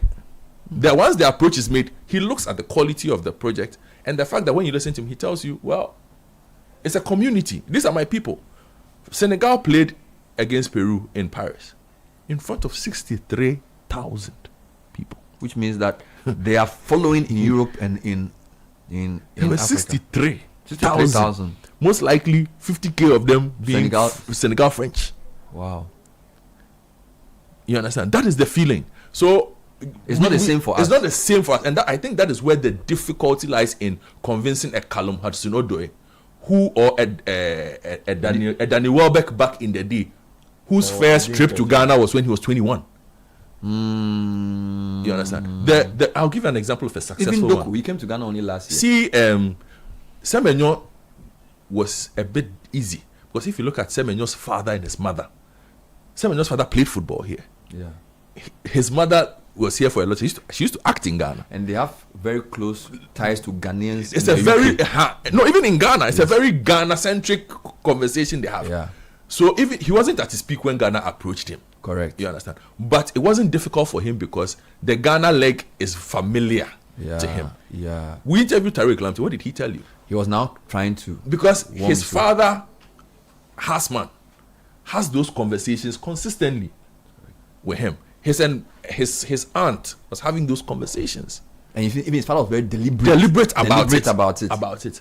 So even before he accepted the call, he'd been doing work in Ghana for 5 years. Yes. Before Ghana even approached him, he'd been doing work on the quiet in Ghana for 5 years. Every vacation he's here doing something in Cape Coast, doing something here, doing something there. So if we want, the socialization doesn't change, approaching these dual nationals will become tougher. So I agree with Sky. We must improve the quality of our pitch, because we must pitch to them. But the pitch becomes easier. You're using pitch in the sense of, approach them. Yes, not the pitch. Yes, approach them. We can also add that one, because as you explained, if the facilities are that's what I'm saying. I mean, what we must combine those two, but we are also at a disadvantage. I am saying we must admit we are at a disadvantage just based on how our socialization is. They have large communities that are consistently engaged. Our communities are not designed like that. I'll say something. You see how abroad if you go to the UK and they do these Ghana events, yes, a lot of these guys go. So maybe we can be deliberate. I understand our disadvantage in terms of the socialization compared to the French, and I feel like the Nigerians are also very similar, because look, Olise is playing for France, Eze is playing for England, Saka is playing for England, Gehi is Ivorian, is playing for England. So I think it's more an Anglophone problem. I don't know. But what I'm trying to say is that can't we get like an ambassador? Appoint, you see, if you know that, let me give you an example. Look at all the names of players doing well now. even Liverpool's Jeremy Frimpong is a Ghanaian name. He's playing for Doku is playing for Belgium. So you can say, look, we have talent who grow up in Europe. You can appoint somebody whose job is to start monitoring these guys from a very young age and start approaching them early and letting them know that in 10 years' time, the national team will need you. Yes. Because a lot of these guys will face discrimination initially in their home countries until they become very, very good. Do you understand? So you could say that we've lost Jeremy Frimpong. We've lost... But we won't lose the next Jeremy We've Frimpong. lost Doku. But if you go to the Dutch league, there are many players of Ghanaian names. Plenty. Belgium. So you can say that for the next 10 years, you find someone like a Tony Bafo type whose job is to say, your work is to travel every week to Europe and engage these families, talk to them. Because, guy, trust me, if all players of Ghanaian descent play for Ghana, our team will be world class. Look at and the same for Nigeria. If all Nigerian players with Nigerian sounding names play for Nigeria, it's like France. If you take away the Africans from France don't have a team. So France has harvested. I've even seen Ghanaian players with French playing for French and French citizens. So maybe that's the next project of the government. That let's harvest, because these are people who are from Ghana. So in the realm of sports diplomacy, I believe that it's a great initiative that can produce, or propose initiative that can propose the right results. Because imagine we have a presidential special envoy, right? Whose tenure is not willy-nilly tied to, the presidency that appointed him, but who is given a tenure to basically, and a budget for that matter, to go around preaching the kind of gospel that you're talking about. And then also studying how other countries on the continent have been able to do it. And also produce a Ghanaian project along those lines. So that we are not only going around looking for Ghanaians who want to harvest, but also to encourage the kinds of things that Godfred is talking about. That, yes, we need to build Ghanaian communities in these areas and encourage them to bond together. The conversations at the dinner tables must emphasize some of these matters, so that they are not seeing themselves as, foreigners. And that when they come to Ghana, they don't feel sort of alienated. Because if you speak to some of the boys, I mean, I met a number of them on flights, and you get the feeling that they don't feel that they are part of us. It's true. You understand? It's true. So there should be a way of encouraging that. But then also, the parents also have a huge role to play. Sometimes, because of the experiences they've had with the Ghanaian project. Exactly. So the kind of conversations they Ghana, and then also the attitude of officialdom. The Mbappe project tells us something. He wants to play for Cameroon. Under 17. Somebody says that you have to bring this, you have to bring that. All of these things together work against us. So as you have suggested, I think that if we take advantage of what lessons there are in the realm of sports diplomacy, we can appoint an envoy whose job will be to particularly deal with now that, I always say that one of the things Ghana has gotten right is the year of the return that the previous government started, which this government is doing in a different way. But if you look at the way Ghana is positioned on the continent, I feel like we really need to be deliberate about, because you see, building a nation, the Indians and the Chinese do this very well. They are engineers. They are scientists, and some of the academics, they go and train in the West and come back and help at home. I think football is the same, right? The diaspora conversation for me is very, very critical, because when somebody lives in a different culture and they excel there, I think it's double excellence, because they face racism, they face all kinds of things. So if somebody from Ghana is doing well at the highest level abroad, I think, I changed my position on this matter. I told you that, look, in the past, I was like, no, they shouldn't come. But there's a certain blessing you have if you can humble yourself and say, look, come and help us. Scientists, there are some great guys from NASA. Even in academia, there are some guys who are doing really great work. We have to find a way of bringing them back to the continent to help us. So for me, if the new coach will add that to his mandate, I'll be very happy to say, look, between now and June, if there are one or two players I can speak to who add and beef up the team. Because Charlie, World Cup, the whole world will be watching. Exactly. I think when disgrace with the president having returned from the US with the UN resolution that everybody's talking about, and given the history of previous presidents who also supported this initiative, I think it would not be out of place if, in keeping with the momentum that we have, he appoints an envoy to handle this particular project, reporting directly to him and people who understand the space. It should not be just some political appointment. It must be someone who has a deep understanding of sports. Yes. As a business. Someone like Tony Bafo. Exactly. Somebody who has two. Tony Bafo lived in Germany. He's like dual. The person must have a proper budget, must be able to travel around and produce a policy paper. Exactly. With policy paper must state exactly how we intend to make this work in a meaningful way. Let's read some comments on this issue. If I may just add. Yes, please. Plus, for me, which is the biggest elephant, the person must have the autonomy to do the work. Because if you're going to pull together players, there currently appears to be some chopping side happening. This individual or this envoy that Sky is talking about must be given the room to bring in quality, not something that would satisfy people's interests. Very important. I'll read some comments, but there's a very important announcement. So the anomaly I announced has been corrected. Yes. So if you're listening to us on channel 882, thank you for staying. There was an initial challenge where the TV feed was going on to the radio and vice versa. Thank you for staying. Another interesting one, someone sends me a message. On the Adenta Oyarifa Highway, there are flags hung in the median of the road. A lot of those flags are Uganda's flag, although there are some Zimbabwean flags. I believe the Zimbabwe president has a speech visit. However, I think the people hanging the flags have mixed up the Zimbabwe flag, the Uganda flag. Can you raise the alert for government to be aware that a lot of those flags they have posted are for Uganda and not Zimbabwe? I'm driving, so I send this to you. I think state protocol would have to... the flags look the same. Yeah. But they are not. Yeah, so state protocol, please, if this is the case, kindly deal with this as ASAP, because these things create diplomatic problems. When Ghanaians do well, especially in foreign environments, we really want to associate with the Ghana brand. Our something of success is to escape Ghana. I don't know if you mistyped the word. We should recruit players of Ghanaian descent, like how we've recruited African Americans since the year of return. This is coming in from Yao. Sky, read a few more comments for me. Okay, so this one says, football isn't always about goals and assists. Coach Otto Addo, he's coaching that. When a coach has this mindset, how can we progress as a footballing nation? I'm happy he's been sacked. Those who sacked him also need to go for wasting public funds for all these years. Yes. Of tolerating. The sacker must be sacked. Yes. That's coming in from Jesse in Sakumono. This one says, the people who selected all these coaches, GFA, have to go as well. Sack them all and probe them for I'm told corruption. Romeo Lavia has Ghanaian descent. By playing for Belgium. Somebody brought something to my attention, and it's just if we sack Otto Addo, and I think it's interesting.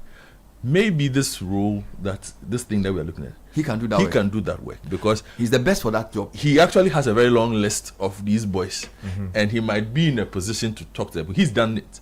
Because he actually came to play for Ghana, having been born in Germany. Exactly. So Tony Bafo used to have that job, but Tony is busy with bigger things these days. So maybe, or they can find another type of person who has done this work before. The reason Godfrey's point is important is that you need someone who understands both cultures. Yes, you understand. Tony Bafo was critical in the first phase of this, in the Kevin Prince Boateng one, because he's also done Germany and Ghana. Exactly. So maybe Otto can help us with that one when after we've sacked him. If you want it, he should help us. No, I mean it's this. He's still serving the country. I think that he shouldn't take the sacking personal. Exactly. Let me even tell you something. He shouldn't take it personal. There was a time I watched a Nigerian basketball team. This is like 3-4 years ago. The Tigers. 90% of them were playing in the NBA. WNBA, you mean? Or it was the men. The men. Okay. Because there was a group of, a lot of Nigerians live abroad. A lot of them were born in the US. Yes. But the Nigerian basketball authorities harvested them to play for Nigeria. Yeah, exactly. And they are very good. Yeah, I mean, because the people, they are in the NBA, pitch. And they are playing for the college teams. So they are like really good. Yeah, and the truth is that, look, some of these things that the skills that they pick up We can't pay for it at all. The kind of investment we are making here locally, I mean, those are not the kinds of investment that are making. If Godfrey takes a player from Techiman, puts him in Serbia for 2 years, by the time the player gets into Italy, he's very good. Yes. Imagine a Ghanaian-born player born in Belgium going through the system. His football education will be very good. So it's almost like the level of training you need to get there. We have not been able to do it locally. Some of our best players have had to go out early to get those skills. And there's something I also need to. I've seen one of the messages this guy was talking about the process of picking the coach and the fact that the FA hasn't done well. So maybe we should also sack the FA. And it keeps coming up. And let me explain the difficulty. Because you get that a lot. You sometimes you have been asking me that question. That can the FA be sacked? You can't sack the FA.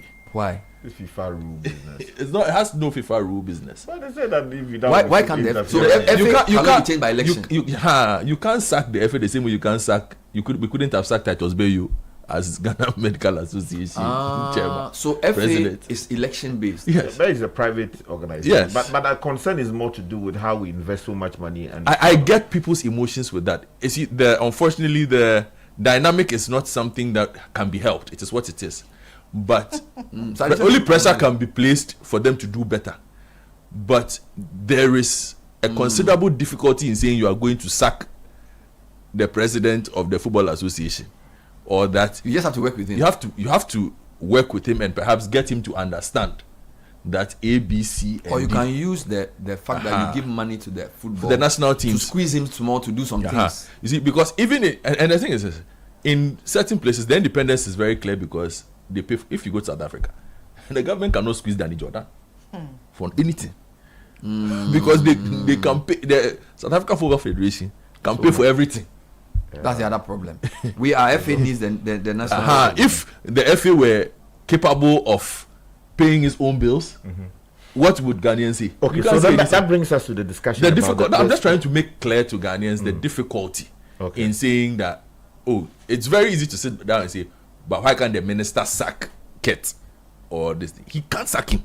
Okay, he can't sack. It is only the 123 people who comprise of the Congress who can sack him. So that's a different conversation. So no matter how upset you are, so for now, let's focus on the coach and the team. It's not an option. Okay, more comments. This one says, for Otto Addo, this is long overdue. He's simply not the man for the job. I wonder what he himself believes in. Otto he doesn't have any experience. Goes on to talk about a number of other things. This one says Godfrey should just say it as it is. He's being too nice. Control means they have a say on the players the coach selects as well. Is that what is happening? He said control means they have a say on the players the coach selects as well. No, it's not just that. You see, it's not just on the selection. You understand? The control I am talking about, and I'm struggling to describe it because I've seen it. I know what it is. It's fair to simply leave it at the doorstep of, I want player A, player B. But it's not just that. It goes way beyond I want player A, player B. Football goes beyond that. Bernard, the issue with our children born abroad in sports coming to compete in Ghana is also due to our officialdom.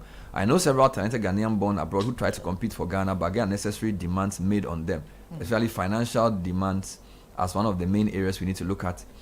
As our children born abroad do not understand why they need to be bribed their way into Ghana's national team. Let me explain something to you. UK. I had a certain mentality, and I want to leverage my experience in this matter for those whose kids are in that situation abroad. And those who are planning to have don't approach wayside people. That you want them to play for that you want your son. You see, because here's the thing. I get a lot of phone calls. A lot. People will call me, Godfrey, can you help my son play? So imagine if I am an unscrupulous human being. You would have made a lot of money. What I would do. Yeah, but is that not the reason why an envoy like this? No, it's not. I'm not. An office, I understand the office. He's talking about the people. I am saying the people. Bribed, a lot of the claims that are made because Richard Sky knows the physio of the junior national team, and so he will go and tell the physio that, my son who is born in America, I want you to come and play. The physio of the national team, the junior national team will tell them, okay, Charlie, give me 5K or give me 10K. The physio has no influence on the coach. You understand? Your thinking is, so it won't work. But your thinking is, Yajimi Sika, to go and put my son. So you are disgruntled by it, unfortunately. But it's the manner of the approach. Yeah, but Godfred, there's also a case to be made for proper people attached to the system. True. People who are heavyweights who can influence decisions, also taking advantage of people and collecting money and doing all kinds of things. Yes, but I am saying, for instance, if you want your child to go and play the U17, you have a talented kid and you want the kid to go and play through the U17, and you contact the FA through the technical directorate, and the call goes to who runs the technical directorate now? Winfred Schaefer. Is Winfred Schaefer going to collect money from you? No. Is Winfred Schaefer going to say, pay me 2,000 euros before I let your son come and play? No. So do the official thing. Do the right thing. You see, that way, when you come back, you can actually have some of the Mbappe situation and those ones. His father and co could say that because there was official approach. So he can show you emails of him informing the federation that I want my kid to come and do ABCD. You understand? Send an official email. If it happens that your son gets rejected, then you have a basis. But what I have also realized, I'm not saying what the allegations are unfounded. It happens. I know coaches who take money. Okay. I know some, but I'm saying most of the people also in looking to gain an advantage because it's competitive. So Bernard knows that he's competing with 700 other kids who could get into that slot. Okay. So they also want to. So in trying to gain an advantage, instead of going through the proper channel, he wants to also pay. He wants to use other channels and say, "Chalun to me." So we need. That is where the problems. That's what I'm saying. The pathway is there. Just inform the technical directorate that I have a 17-year-old kid. If they tell you no, you can say, "Well, I approached you officially. You told me no." You don't have to pay any money to anybody at the technical directorate then. If you are paying money to somebody, it simply means that you decided to go through the wayside. How else are you paying money? Very important. All right, so we will be looking out for the name, and I don't think, final question, I don't think the FA will keep too long, right? Godfrey, they will appoint this guy in the next month, right? Akoto, are you here? Yes. When do you think the name will come out? As soon as possible. As soon as possible. Did they announce a committee to look into the name? No. I think those details are not yet out. I'm sure they will hold a press conference at some point and they would put out the technical details of what they actually want to do and who they think should apply for the job. I think that's important. But they have a very short window. They have only 72 days, so they may not even have to do open competitive tender. They have to. They may have to do selective. No, this one you have to go and poach. You have to do headhunting. In this situation, you have time to do this World Cup. How are you going to do open competitive? No, but you can give between now and end of next week. Charlie. People should submit their interest, and then you vet appropriately. The person you want may be coaching in another country, so you go and poach the person. This is not the time to go and do open anything. If you want Kofitia Apia, can Kofitia Apia, who is now coaching Mali, I think coaching Sudan, come and put a bid in? Ebenezer Mankwat disagrees with the idea of Coach Apia. No, I'm not. I'm being hypothetical. Okay. So let's assume you want Javier Renard. What I'm saying is that these are extraordinary circumstances. So you cannot say that you should do open competitive whatever. Get a coach who can do the job and give him to him. No, you see, public funds would pay for this, and I think that there's the requirement of transparency. Let's because we are already talking about big push. This one, no, is a coach. That's not team coach. One appointment. Public funds are paying for it. Oh, please. Is it illegal to do? No, restrictive tendering is the sole sourcing. I'm saying that, Sky. This is the law contemplates extraneous circumstances. Yes. Are you telling me that 72 that's shambolic your Black Stars is going to disgrace you in the World Cup? This with 72 days to the World Cup, you want to learn competitive tendering? Create for people to do their own thing again. Master, stop. Let's invite people who are confident. If you find a coach who you think is the right person, appoint him. What's technique? So saucy meaning? Actually, stop that. Why are you finching everything? And let's encourage our brothers and sisters out there. Once you find yourself out there and you are properly grounded, produce. Why do we go and convince Callum Hudson to play for us? Is that not also restrictive tendering? Because if you say in order, if you want to be fair. If you want to be fair, you can say all players want to play for the Black Stars. Put your name in the pool. No. But you know the guy is good, so you go for him because you say we've seen you play for Nottingham Forest. Come and play for us. No, these are oranges and apples. No, it's the same thing. I mean, you are inviting someone to come and play for the national team.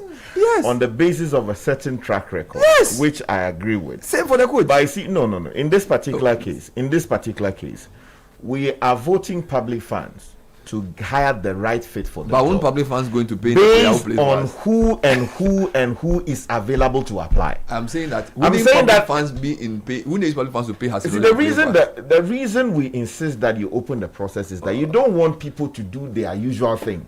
They know somebody, so they do kululua. These are extraordinary times. These are extraneous. You yourself has admitted that 70 days is not for 70 me. days. Oh, 7. That's a lot of He days. explained. No. He said you have just one window for international. Indeed. Hold on. You Cote d'Ivoire fired their coach in the middle of a tournament. They still won it. Did they do open competitive tendering? No, they didn't, because the guy was an assistant. The guy is telling you that you have just one match. You have just one match to play. The match you are playing against Mexico is not an official friendly match day. So if you appoint a coach even tomorrow morning, he basically has the Wales match. Do you understand me? So you need to get your coach as soon as possible. I am saying that let's within the next week, within the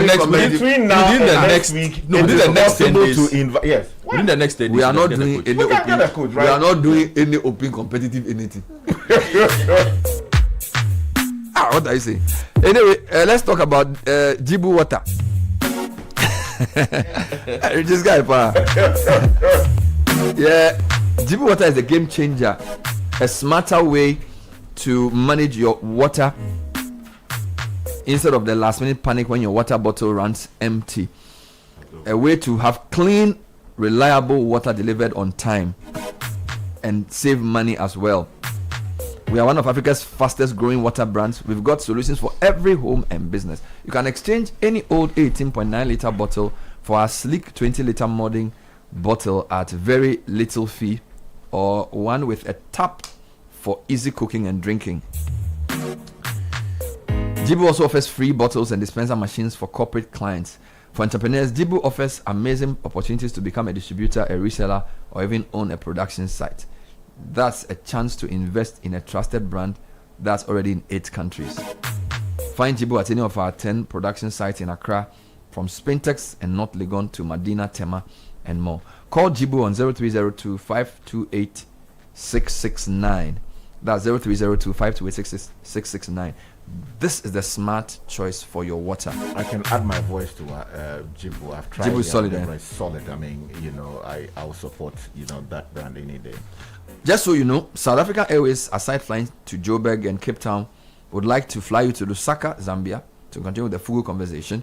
Also to Mauritius for relaxation, to Perth in Australia, to Victoria Falls in Zimbabwe, to Abidjan and other destinations. You can fly SAA by either going online to book flysaa.com or contact us by phone 0244 344 583 or 0244 344 585.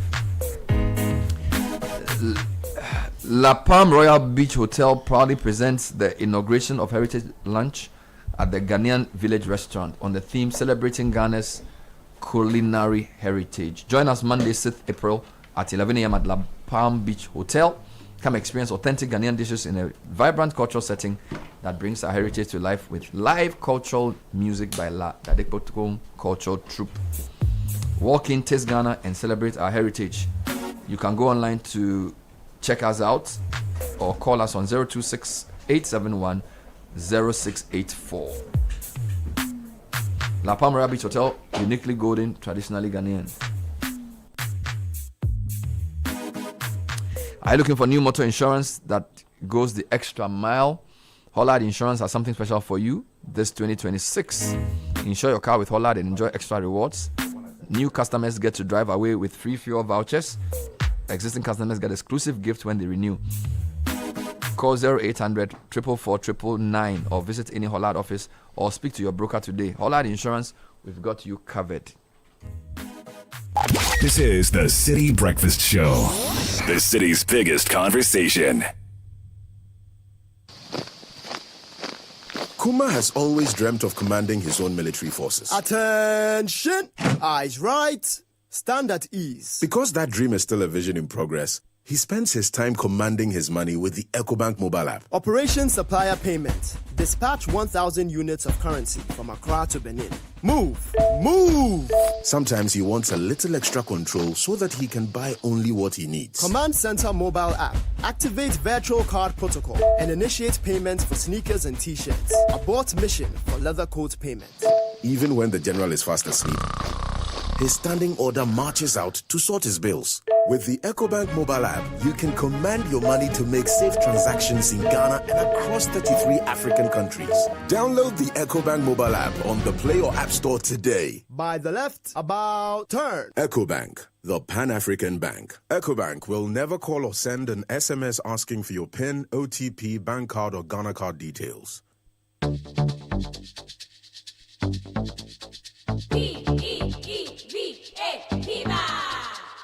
Looking for a burst of flavor in every sip? Discover the refreshing taste of Piva beverages. Enjoy the classic Piva Cola flavor, perfect fit anytime. How about a fruity adventure? Try our delightful Piva orange fruit drink packed with recognized citrus flavor. Craving something exotic? Our Piva cocktail fruit drink brings the tropics to you. For a sweet and juicy treat, grab our grapefruit drink and don't miss out on the refreshing Piva Tangerine fruit drink, bursting with tangerine flavor. Piva Cola, Piva Orange, Piva Cocktail, Piva Grape, Piva Tangerine. Grab yours today. Available now at your local store. Call us on 055-00-32231. Piva, a taste you love. This advert is FDA approved. P for Piva.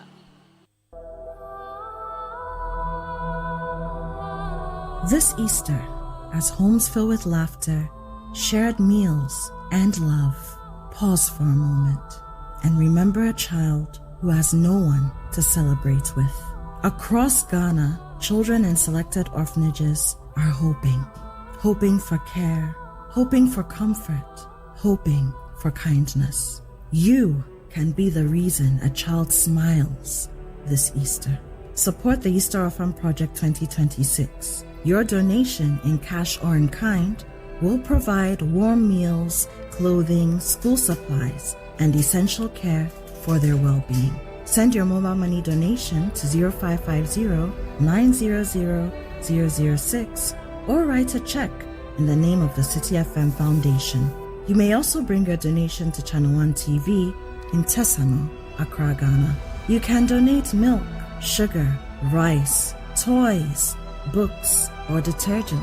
For more information, visit www.citynewsroom.com or call 0550-900-006 or 0302-226-013.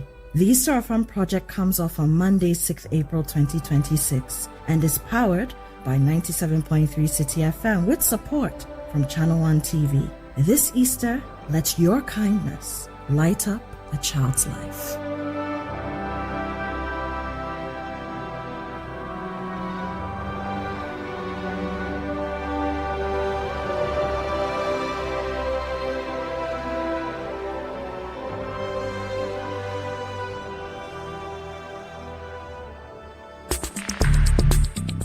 Join the conversation on the Citi Breakfast Show on Facebook at facebook.com/Citi97.3, Twitter at twitter.com/Citi973, and Instagram at instagram.com/Citi973 with the hashtag CitiCBS.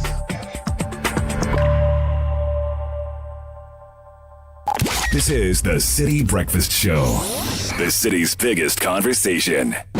The Citi Breakfast Show. Rise above the noise.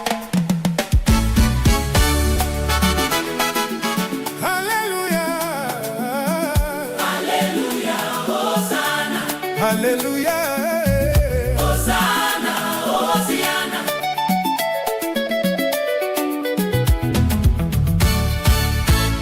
Haduji. Yes, Haduji, Lord, Haduji. Haduji, Yesu Christo, Haduji, Haduji. Mi apema u. Haduji, Lord, Haduji. Aduji, aduji. Nyape Yesu via aduji lo aduji. Abosambe ya Yesu anamilo. Abosambe ya Yesu anamilo. Abosambe ya Yesu anamilo.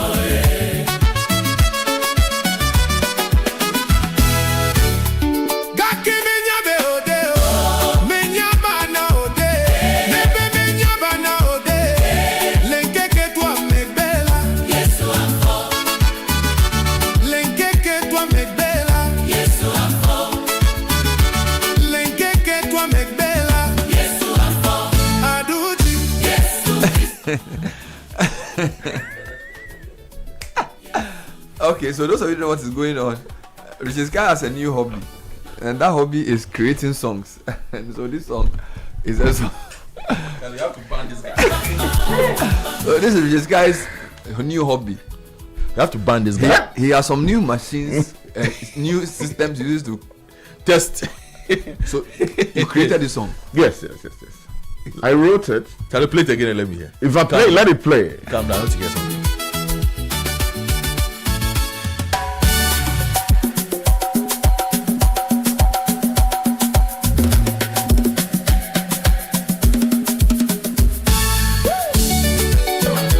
So how did you create this song? As in, how did you do the song? So, I spent some time studying in this area. Which area? And long ago, I've always had the passion of doing music. And growing up along the border, a lot of Francophonie influence and all of that. So this is basically to celebrate God. As Easter is coming, the song is basically talking about Yesu Aduji. Abosambe ya Yesu Vianami. Abosambe ya Yesu Vianami. And so you created this song? Yes. How did you do it? So you first of all write lyrics, and then you sing it. You sang it, okay. Yeah, that's right. The arrangement is done by, I have a machine which I use for the purpose, but you have a software on it, which is AI calibrated, which would help you do the arrangement yourself. Okay. So that you dispense with like a guitarist who would have come to, So you hired the Congolese guitarist, you hired the Togolese drummer. Yeah, you have to bring all of these people together. A lot of people are not. You see why the music industry is going down? No, it's not going down. You are not hiring anybody. So is this voice your voice that they use? Yeah, that's my voice. Hey, let's listen.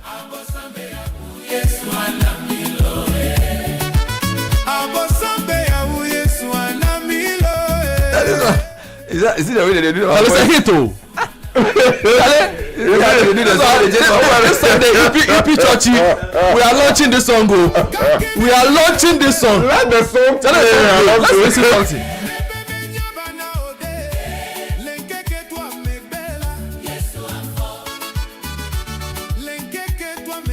Sounds like some Congolese. It sounds like Abotia. You created this song. Yeah, Abotia. Because you wrote the lyrics, yeah, and then you sang it, and then the machine did the rest. No. So it's okay. So I don't want to put it this way. You gave it. No, I know what you're saying. Yes.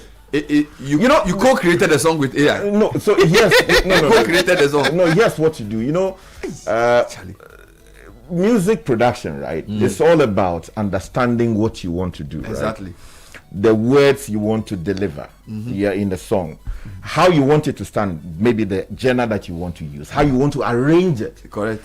You can also bring a number of genres together to produce your own output, right? So you need to know what you're doing. So you knew what you wanted. Exactly. So you wrote the lyrics, you properly arrange it yourself, and then you have the tools available to deploy it for you. So yes, Waduji. Yes. The only song you've done. You're doing more. Oh no! I today it's sitting here. It's not something I've been. You've been working on anything for long. Oh, so okay. So many people didn't know. I studied artificial intelligence at Oxford for business. and you are now applying it. Exactly. Now, yes, you are DG. I'm shocked. So this song is Richie Sky. Yes, that's been singing. As this is Agbotia. No, you see, because you know Agbotia. But this is rumba fused with couscous. Jesus. And then some sukus.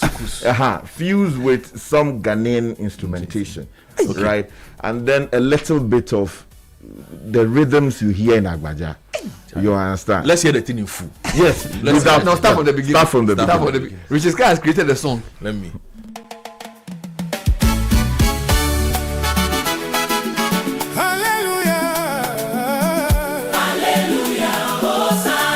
Hallelujah, Hosanna, Hosiana.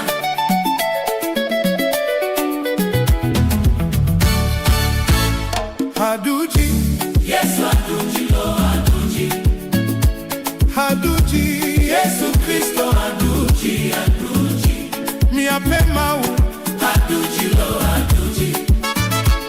Yesu Christo, Haduji, Haduji. Mi ape Yesu via.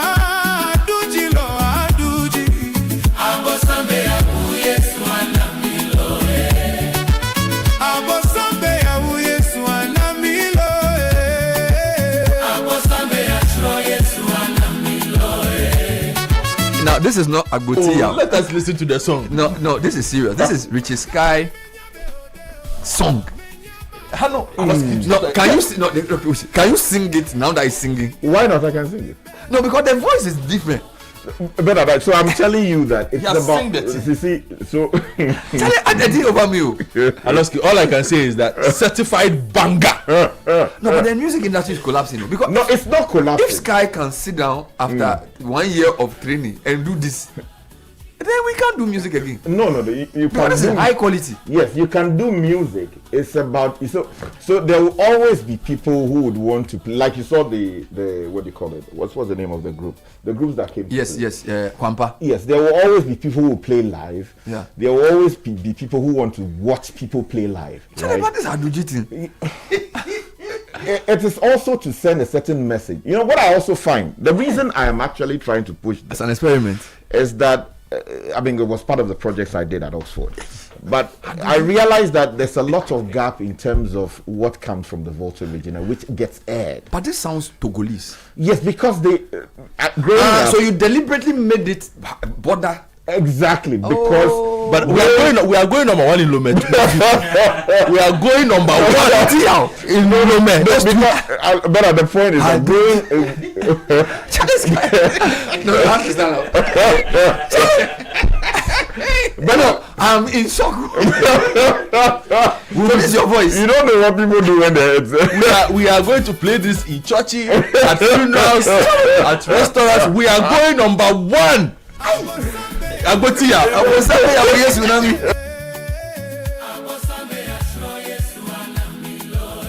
Charlie, the song is serious. I have messages for Sky. Yeah. Amake said, when I heard the song we played, I said to myself, oh, we're out of Ghana Mount already. But I thought it was from our Francophone friends. No, it's from our own Sky. Congratulations to him. Divine from Host says he wants the song on Spotify immediately. Have you registered a copyright? Kenamwako says it sounds like Agbotia. Yeah, Agbotia. But it's a compliment to sound. Agbotia is a legend. No, Agbotia be major. You see, but you see, it's always because of what the recall is in our mind. Yes. There are a number. You have Papa Wemba, you have what do you call Kandabongo Man, you have Kofitia. All of those are giants in the Africa in the space. So when you hear rumba, you might associate. But the truth because is that of the Agbotia was the one singing. Yeah, exactly. So that is what we know better. Do you understand? Do you have other songs? I have. Is there one I can drop? Oh yeah, I think I have a number of them. Drop one, I bet.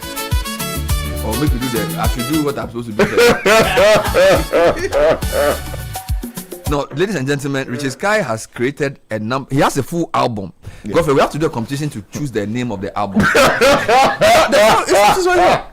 No, we need the name of the album. So what was the name of the song? This one is Yesu Eduji. Yeah, this is Eduji Volume 1. No. We want the album name.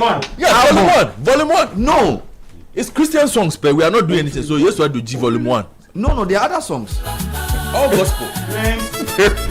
In the meantime, I am your fuel buddy. I make fuel payments seamless, secure, and 100% cashless. That's just how I roll. For individuals and companies alike, I give you control and convenience and make sure you fuel your car or fleet without the hassle. I'm the Omni Basic MasterCard Fuel Card, your new essential for the road.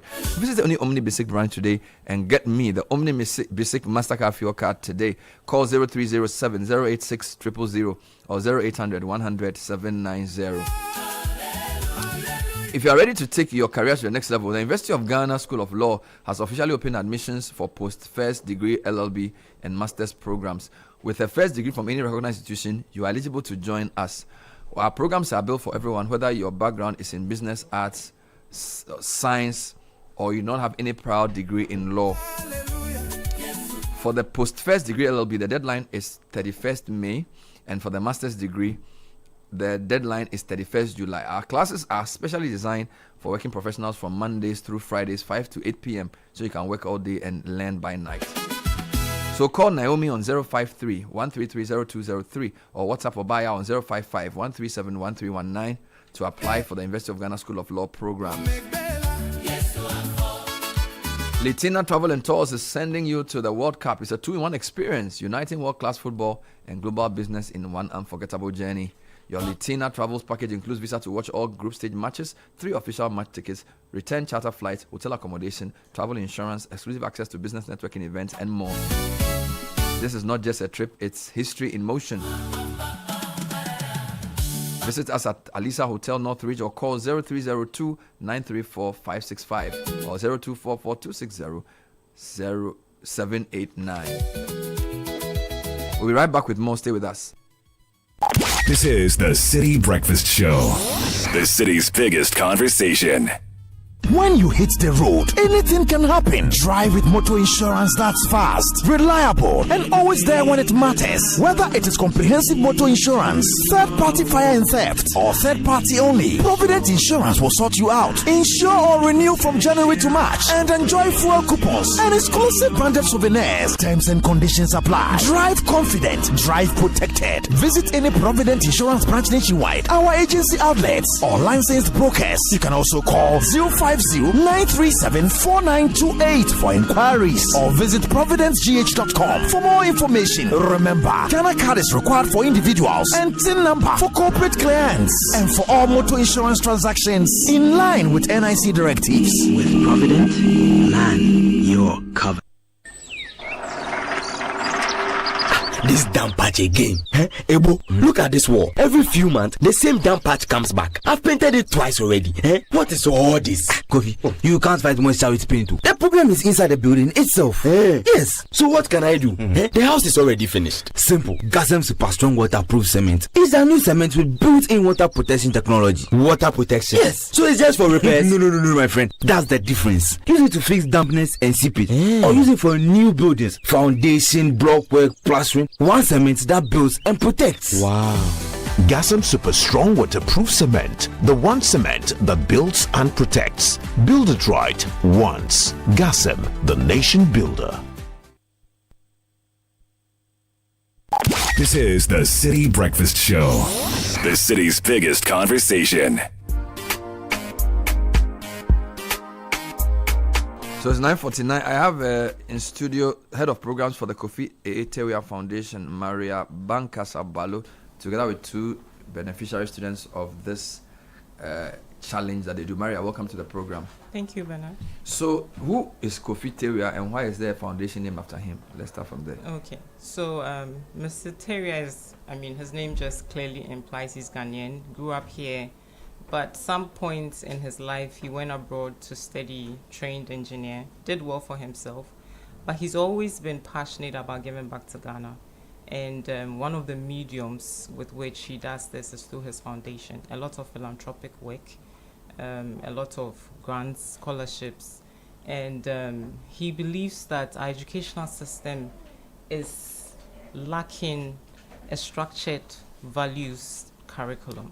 So at the moment, the Kofitia Foundation is running a pilot with selected partner schools, rolling out a values-based program in these schools where we teach learners essential moral values. So, is the values-based program the Good Citizenship Challenge? So, what is the Good Citizenship Challenge? So, the Citizenship Challenge is sort of like a bridge. So, after we've taught them all these values in the classroom, we want them to go out there and then put these values to bear. So, you identify a problem in the community. Okay. And then you come together, collective action with your colleagues, and then implement solutions that you have developed. In doing these things, all these values are put to bear. So how long have you been running the challenge? The challenge this year will be the 3rd year running. Okay. But the foundation has been around since 2019. And you run the challenge with schools? Yes. How do schools get to participate in the challenge, and what are they expected to do? Okay, so we first open up a call of entry for students to express their interest. So you let us know you're interested. Let us know the area that you might want to, where your community service projects will be focused in, and then we engage you on that front. I see. So this round, how many schools got involved? So we've now opened the call for students or schools to express their interest, and it's open up until end of April. I see. The 30th of April. So we also have Michaela Donko, who's in grade 8 from the Rising Sun Montessori, and she's here with Ryan Lawal, also in grade 8. So ladies, welcome to the show. Thank you very much. So Michaela, having participated in the challenge last year, tell us about the experience of the project you did and how impactful it was. So the project we embarked on was art therapy for vulnerable learners. Someone may ask why art therapy.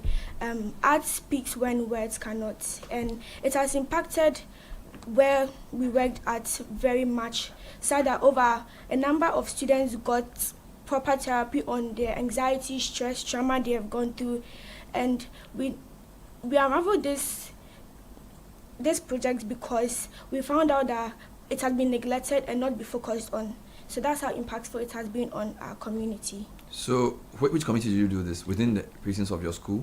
It is Sakumono, yes. Sakumono. So your school is in Sakumono? Yes, please. So this was art therapy? For vulnerable learners. For vulnerable learners? Yes, please. And Ryan, what important values and skills did you develop by participating in this challenge? Okay, thank you very much. So some of the important values and skills we discovered were planning, hard working, because it wasn't easy. It's not an easy job to try to help your age mates or people you're in the same curriculum with this huge problem. So we collaborated with clinical psychologists from Legma to help us,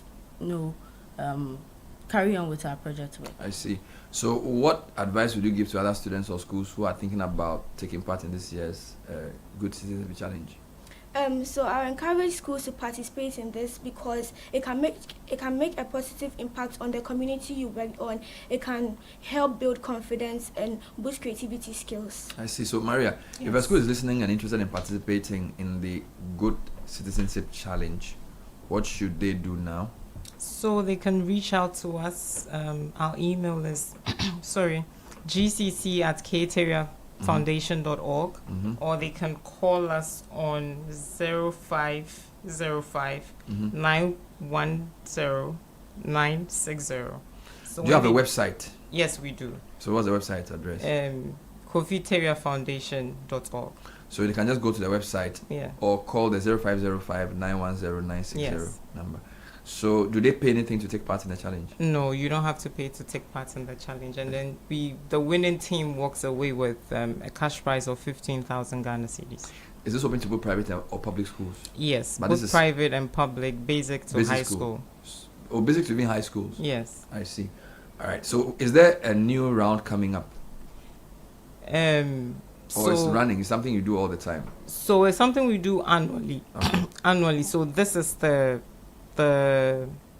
launch, the edition for this year. Okay. So the subsequent one will happen next year. So if you want to join, you would have to join this year to make it meaningful now. To make it meaningful. What I'm asking is, when do applications end? April 30th. April 30th. So we have a month for people to apply. Yes. So they either go online or they call the number you've. Yes. I see. So kteriafoundation.org or 050 085910960. Yes. All right. Any final words from you? We would like to encourage our young learners across to identify problems that they see around them. For us, this initiative is also to encourage service learning in our learners and develop in them the civics that is needed to become good and responsible citizens. Wonderful. We've been speaking to Maria Bankasabalo, Head of Programs, Kofitia Foundation, and 2 student participants, Michaela Donko and Ryan Lawal, both from grade 8, the Rising Sun Montessori School. They are 2 of the winning students who took part in last year's edition. So get in touch with the company or the foundation, kriafoundation.org, and get more information. Thank you very much, ladies, for being on the program. Thank you, Ben. Thank you.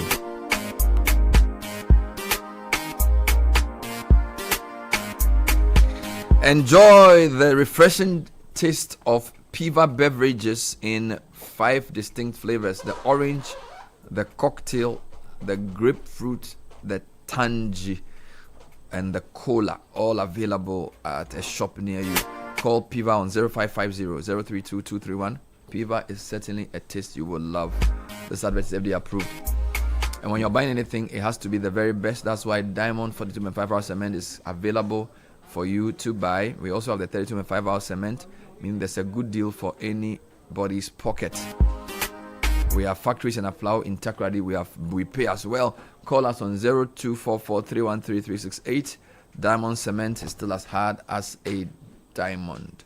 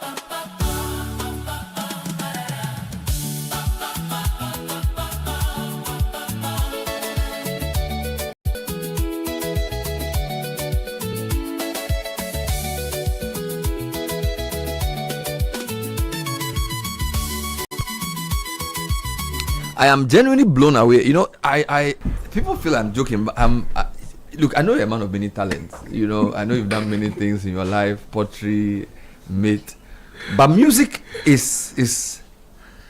I don't even know how to start the question. So where do you get the lyrics from? No, I wrote this one. I was driving somewhere, and then you know the spirit dropped. I can tell you where exactly I was. When the words came to you? Yeah, the words came. Now it's a question of how to arrange it. Yes, where Duji?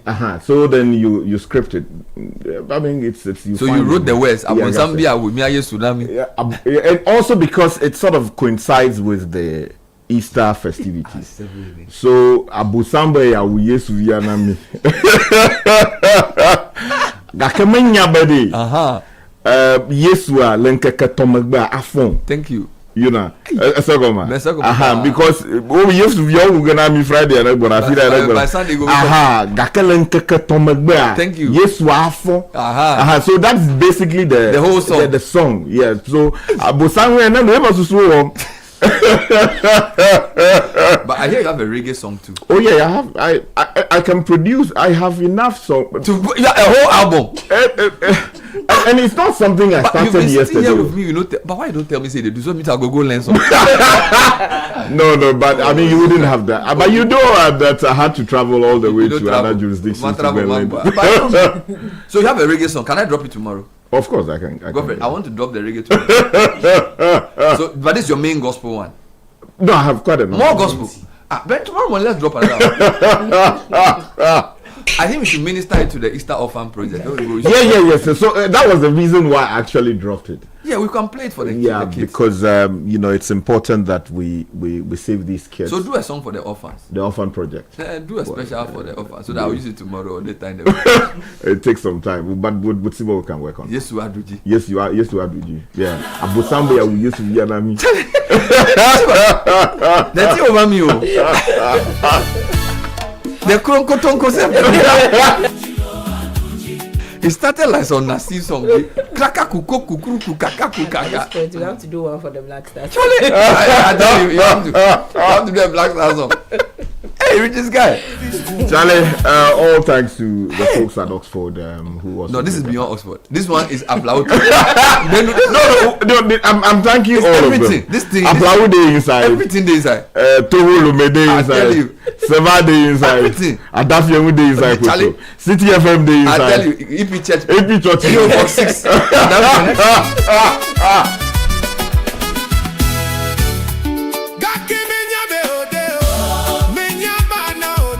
You know what? I can't wrap my mind around. This is his voice. Hey,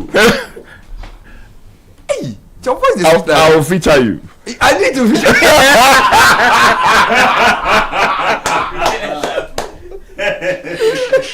I need to feature Charlie. Hey, richest guy, you feel better than that. Charlie, it's a sin thing.